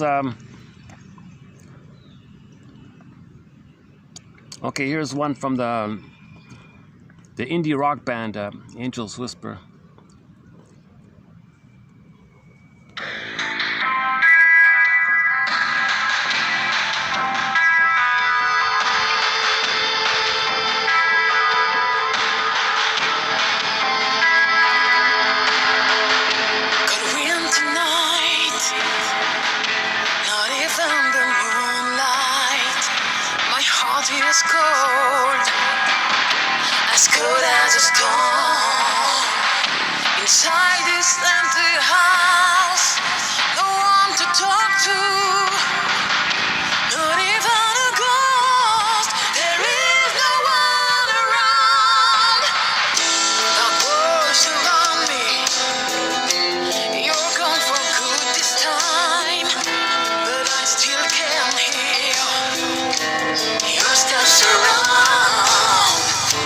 Try so hard to forget your presence.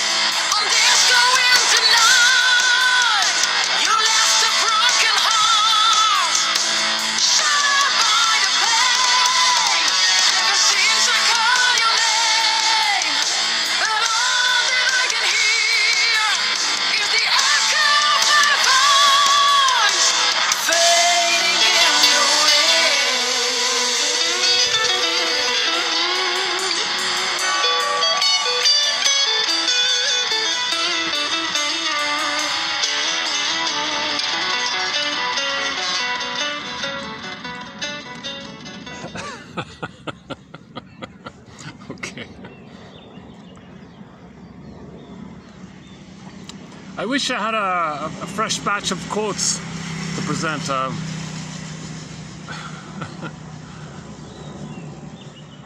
Oh, there's the monitor lizard over there.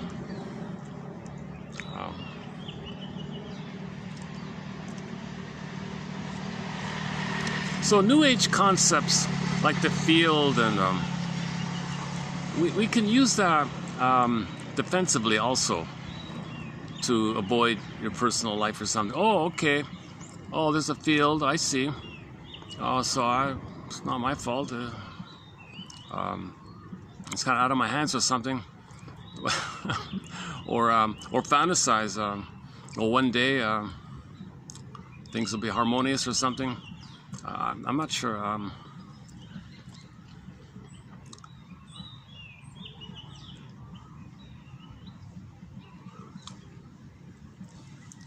So philosophical ideas can be helpful if it helps you to understand yourself, yes. Or they're abstract ideas to get you away from yourself. Some New Age belief to get you away from your personal issue. So it's an escape idea. Immortality, one with the energy in the cosmos and the transformation of the sky, you know, or some, like you transfer the womb utopia. The womb utopia. Okay? If it's the blissful oneness was missing, oh, well, it's in the sky. You'll be one with the thing in the sky, and you're still hoping symbolically for the, but you didn't get the past. So you're just waiting and hoping and waiting and hoping. Isn't it nice? Isn't it nice? So you're just fantasizing that you're still looking for mother. You're still looking for mother. So you're not facing the truth that you didn't get mother. She was impaired. She was too busy hoping to get a better past on her end. It wasn't available. So she was traumatized herself. You're not facing that. So a lot of New Age ideas is a defense against the psychological trauma, a defense against trauma. The reason it's so difficult, and also I think, is ultimately in the healing process, yes, you can study these theories and quotes, okay, the someday complex, the guilt complex, the money complex, okay, either or thinking at both ends, thinking you got to find both identification of the aggressor. You can study these theories we have here. There's 62 chapters on the go, but ultimately, you need a level of safety to tell your story, free association, and that safety of the caring witness, the enlightened witness, is the level of safety you need to mourn and have the abreaction, the catharsis, the release, the emotional knowing, the felt sense, and then now you can lay the ghost to rest and be in the present, because you now made it safe to feel what you couldn't have felt. You couldn't have felt it because mother hurt you. You're supposed to go to mother to help you feel, but she's the one hurting you. So we spend our lives as emotional love fugitives from the love that we seek, repetition compulsion. Normally, the baby turns to the mother for soothing, but the mother is hurting him. Where does the baby turn to? Just he's going to be rejected again. Turns, reject. Turns, reject. And that's the habit. Hope, reject. Hope, reject. Slot machine, reject. Slot machine, reject. Food, reject. Cigarette, reject. Get money, gamble, reject. You're still in that kind of looping thing. So you need some kind of corrective phenomena where somebody in the present, quote unquote, enlightened witness, a caring witness, understanding witness, where when you tell your story, he doesn't say, "Oh, get over it. What's wrong with you? Don't be too sensitive." That just triggers the past, the rejection of the past. Those kind of comments trigger the rejecting of the past. So the person in the present understands what you're going through, so you feel the safety of the acceptance, so-called corrective emotional experience. Now you feel safe, then the feelings come, the abreaction. In Disney film, that's when the orbs rushed up, or the firebird rushes up, the phoenix rushes up, and you feel now. Okay. Now when you feel now, okay, now you can resume development. Now you can trial and error and pick up on development and see what you like. So you're just curious like that. And this old bittersweet battle with your mother, this old bittersweet agenda where you got to be loyal to her and imitate her and fight with her, this old bittersweet thing, that's you don't need that anymore because you're in the present. So you mourned it. You don't need to be in the past anymore. The ghost laid to rest metaphor. The ghost laid to rest means when you're not yourself. The haunting, the symbolization of the haunted feeling is the ghost. You're not being yourself. When you are now yourself, the ghost laid to rest. Now you can be yourself in the present.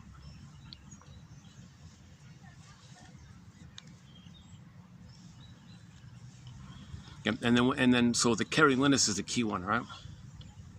And these things with the circles, no screening. You can't have a safe circle if you have people who are only looking for people to shame and mock and find lackeys. So the bullies enter in looking for lackeys. It turns it into a boys' club. It doesn't work. You can't heal like that. So my reading up on it was there was no screening. You can't say no to a guy once again, but they're not coming in to heal. They're coming in for some narcissistic supply. They're not coming in to heal. They just want to feel better by getting lackeys to attend to them.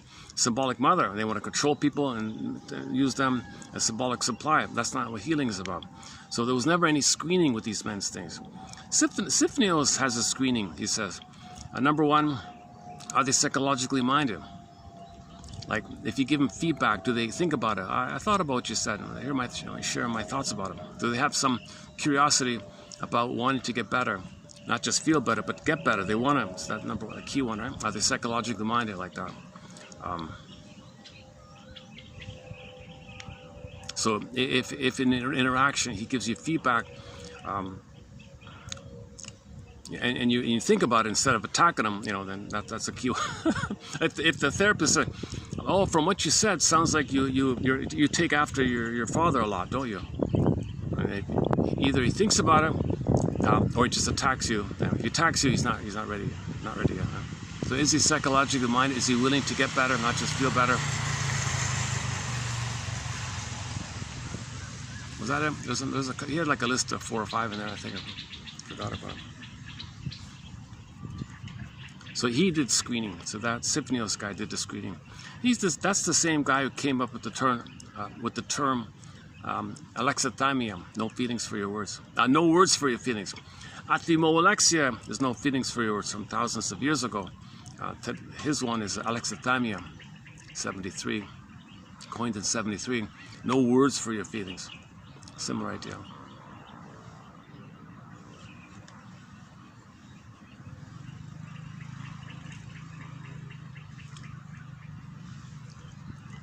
Even if I stop the video, I'm just going to hang out here just sit here for a while. It's rare to have a peaceful time in the park, eh? Oh, no kidding, when I turn the video off, all the monitor lizards will appear. I won't get them on the camera. Oh, we got the sprinklers, all right.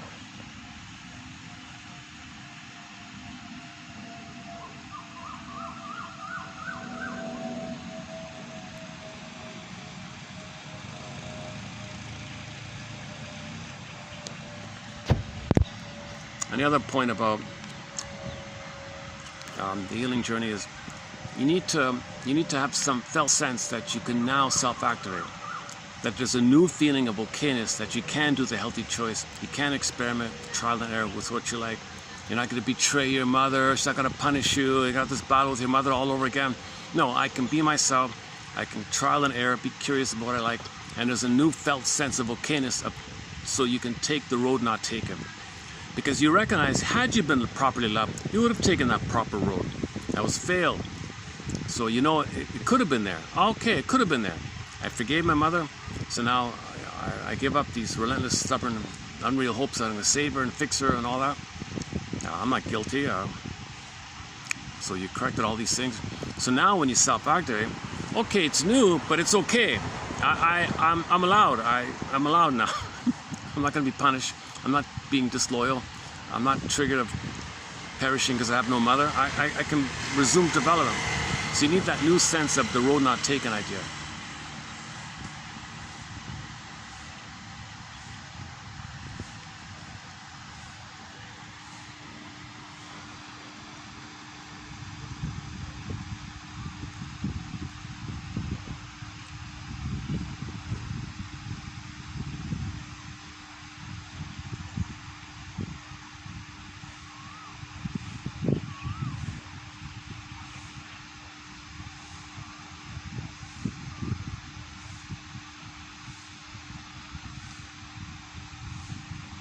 Well, maybe I can dig up one of their books. Hold on a sec. Let's dig up the...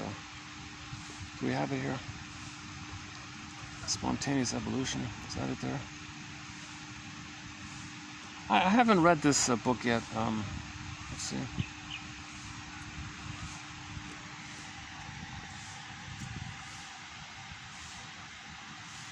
Yeah, let me do the part here. Let's pick up on this Steve Behrman and Bruce Lipton book here about the four minds, right? If you've ever said you're of two minds about something, you were right.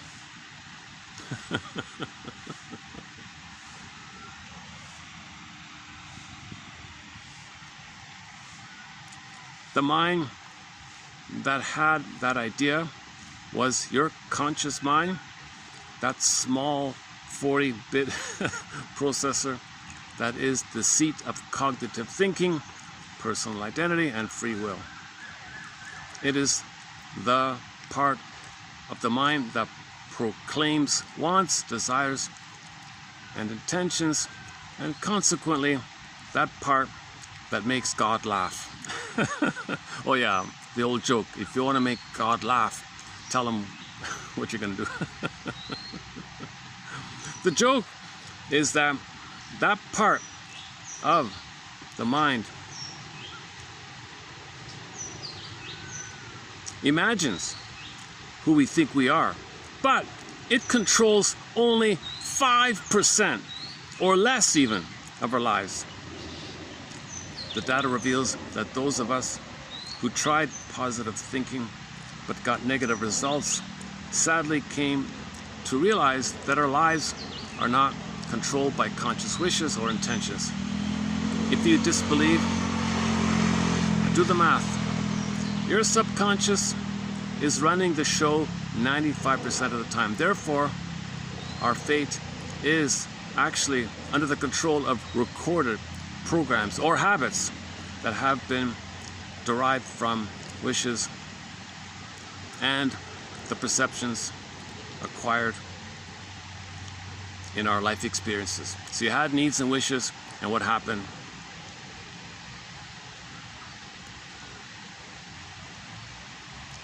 Most parents don't realize their words and actions are continuously recorded by their child's subconscious mind, which compiles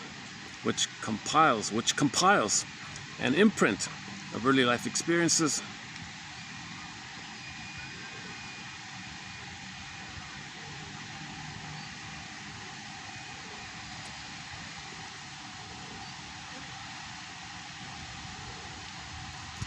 For example, imagine you are a 5-year-old child throwing a tantrum at the mall because you want a certain toy. To silence your outburst in a public place, your dad, upset himself, blurts out something his parents said to him when he threw a tantrum, quote, "You don't deserve it." Whoa. Fast forward 30 years, and now you are an adult on the threshold of a new job that will offer fantastic financial reward. You've been entertaining wonderful thoughts about your future prospects. Then, all of a sudden, glitches and setbacks arise. The road to wealth that once seemed clear now seems blocked. You know you have the ability to succeed, but all of a sudden, things go wrong. Your new behavior becomes erratic and unprofessional, and your prospective employer notices. What's happening, you ask? The problem is that your subconscious mind's programs are conflicting with your conscious mind's desire. While your self-conscious mind is positive and hopeful about the opportunities, the recorded message from your dad barking, "You don't deserve it," is subversively programming your subconscious mind's behavior. As with the hypnotized individual trying to lift a glass of water that weighs a misperceived 1,000 pounds. Is that true? Somebody under hypnosis is told to lift a glass of water but he's been hypnotized to believe that it weighs 1,000 pounds and he can't do it. Your subconscious mind is dutifully engaging in self-sabotaging behaviors to assure your reality matches your program. And chances are you don't even know this is happening. Why? Because the automated programs are running the show while your conscious mind is preoccupied with other thoughts, such as how you're going to spend the extra money. Consequently, when the self-conscious mind is engaged, it usually does not observe the automatic behaviors being generated by the unconscious mind. And because unconscious programs encompass 95% of what we do, most of our own behavior is invisible to us.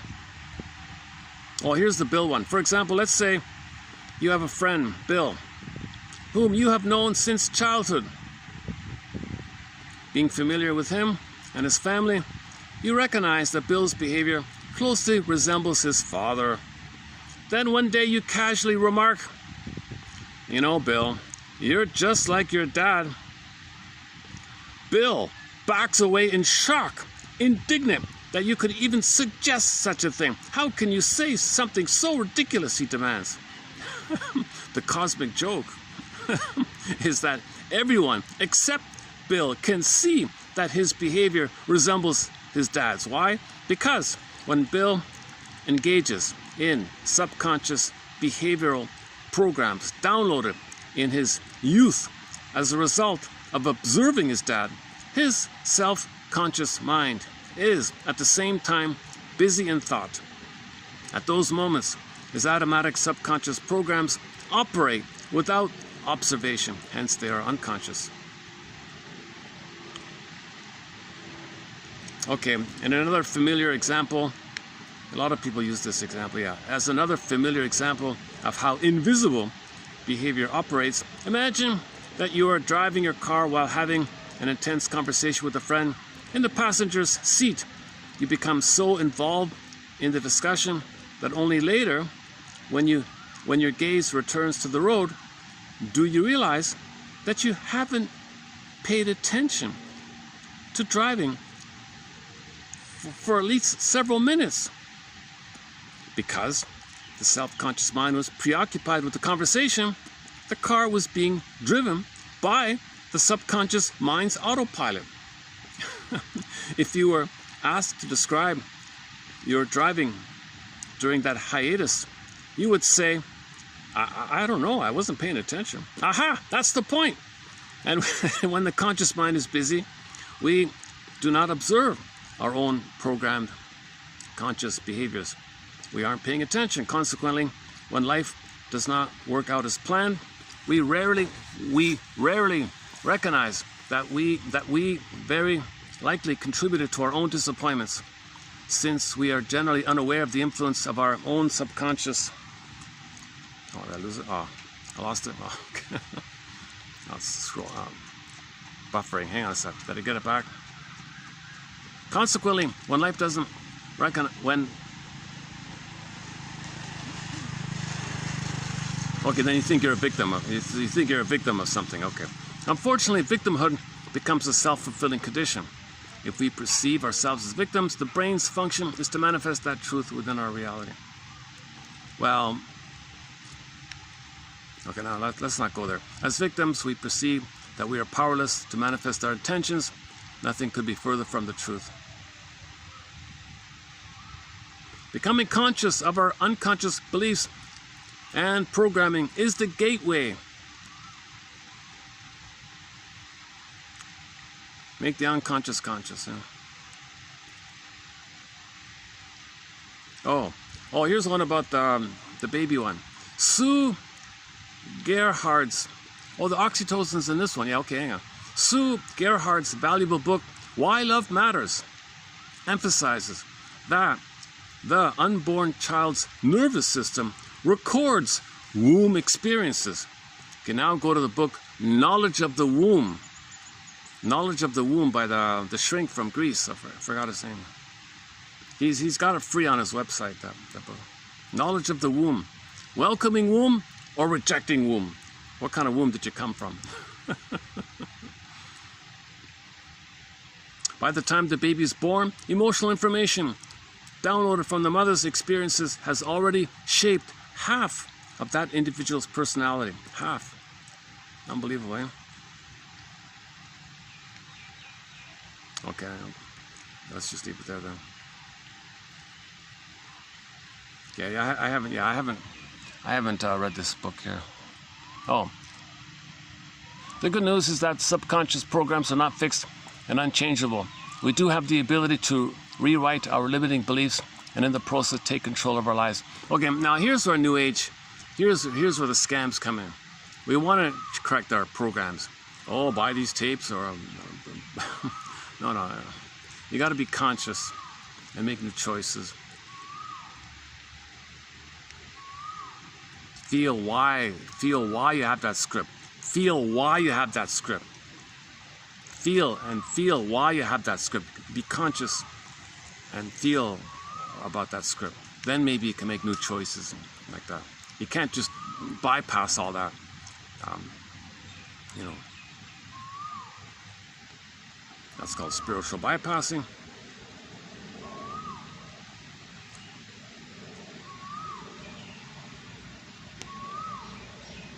Forgiveness allows us not to stay stuck in the past. All right. So understanding, yeah.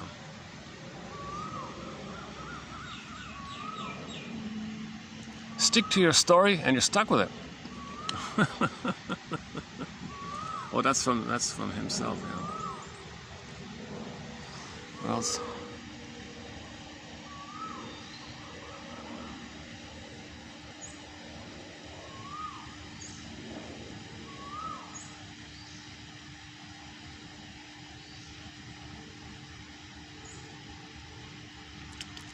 Do we live in a cyclical, ever-repeating pattern, or do we evolve and grow?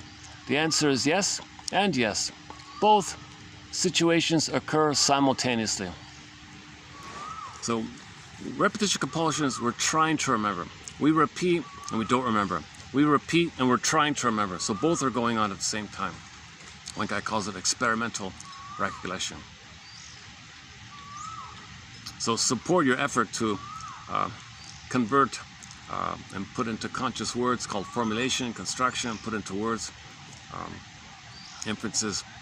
You mean if I eat the cookies and I'm not hungry, does that mean I was missing the sweetness of the early time? Hold a sec. Let's let these people pass here. Maybe I'll just let it stop here. Maybe I just stop for today here.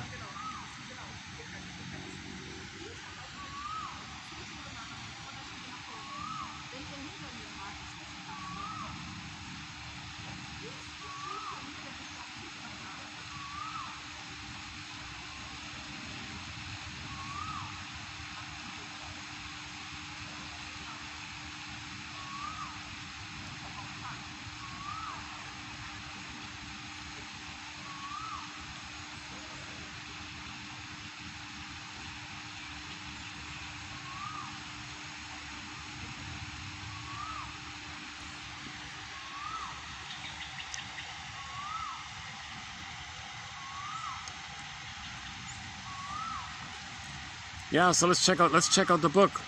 Later in 2020, he said in the interview, he just sent it for publishing. He just completed it.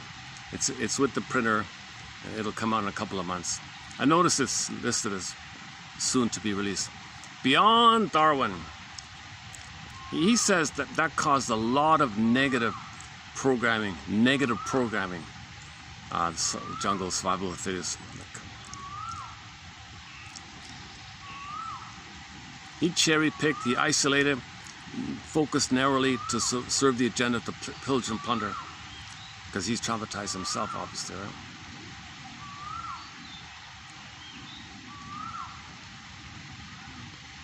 right? When the ecology is disturbed, maybe that he's referring to that. So let's restore our normal ecology like that. Doesn't mean we all have to live like we lived 10,000 years ago or whatever, 100,000 years ago. But We have to find a new way of being where we're connected, community, shared understanding, Ubuntu, shared Ubuntu. So step one, everybody's programmed, everybody's hypnotized, everybody's got a tape, 95% driven, everybody's got a puppet master. Step one. And everybody's basically traumatized. We're homo traumacus. So let's start there, right? Make people aware of that. Make people aware of that point. Ubuntu. That'd be a good start, right? But when you're triggered, yeah, he says when you're triggered of the past, oh my God, what do you say? How do you say it again? When you're triggered, the mandate is to survive when you're triggered, right? So you can't think anymore. You don't think anymore. You just want to survive. So that means you got to heal the past trauma. I think they shadow banned this guy. I heard him make a comment about something controversial. Oh, that'll do it. So he has no mainstream recognition, this guy. He does gajillions of podcasts with independent podcaster kind of people. It's amazing, eh? He can do a podcast every day for decades. Unheard of, right? But 5 minutes on a major show and everybody knows him, eh? It's crazy.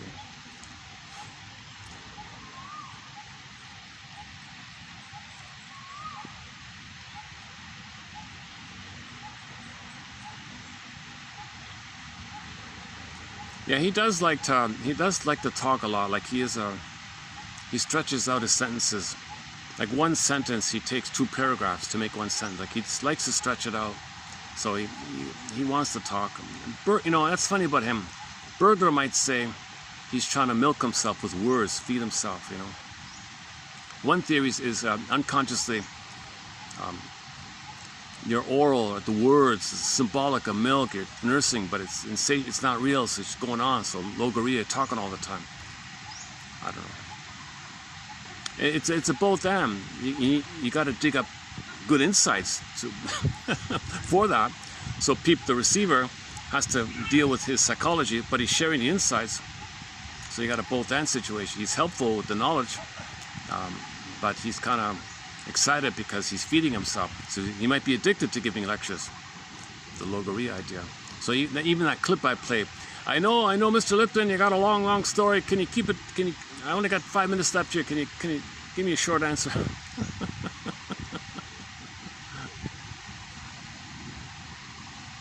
I just discovered this guy this morning in the taxi on the way here. I didn't know what I was going to do when I got here. I just wanted to get out, get in the cab, go to the park. I didn't know what I was going to do. I didn't have much quotes for today, just that jealousy one.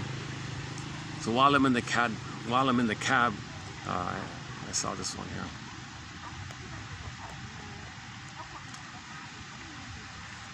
How are we doing it? Look at that, eh? It feels like a long day for me today. It really feels like a very long day. Let's see. 406, 25% battery. Maybe, okay, let's pick one more song. When the song ends, I'll hit the stop button. Let's see.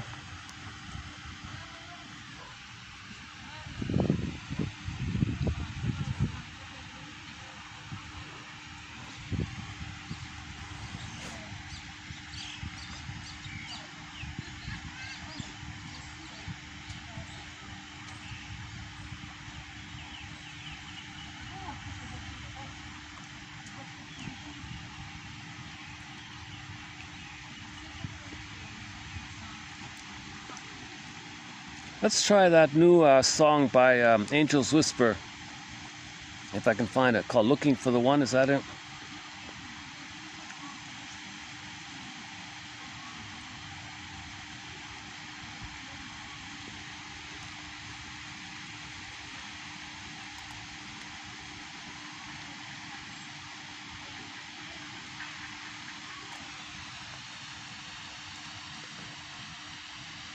Searching for the one?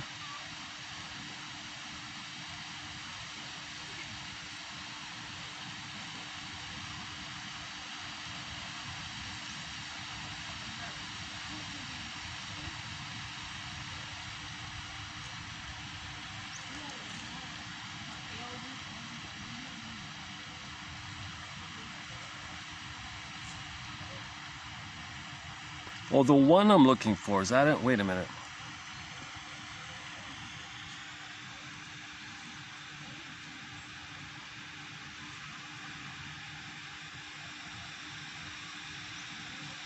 No, that's not it.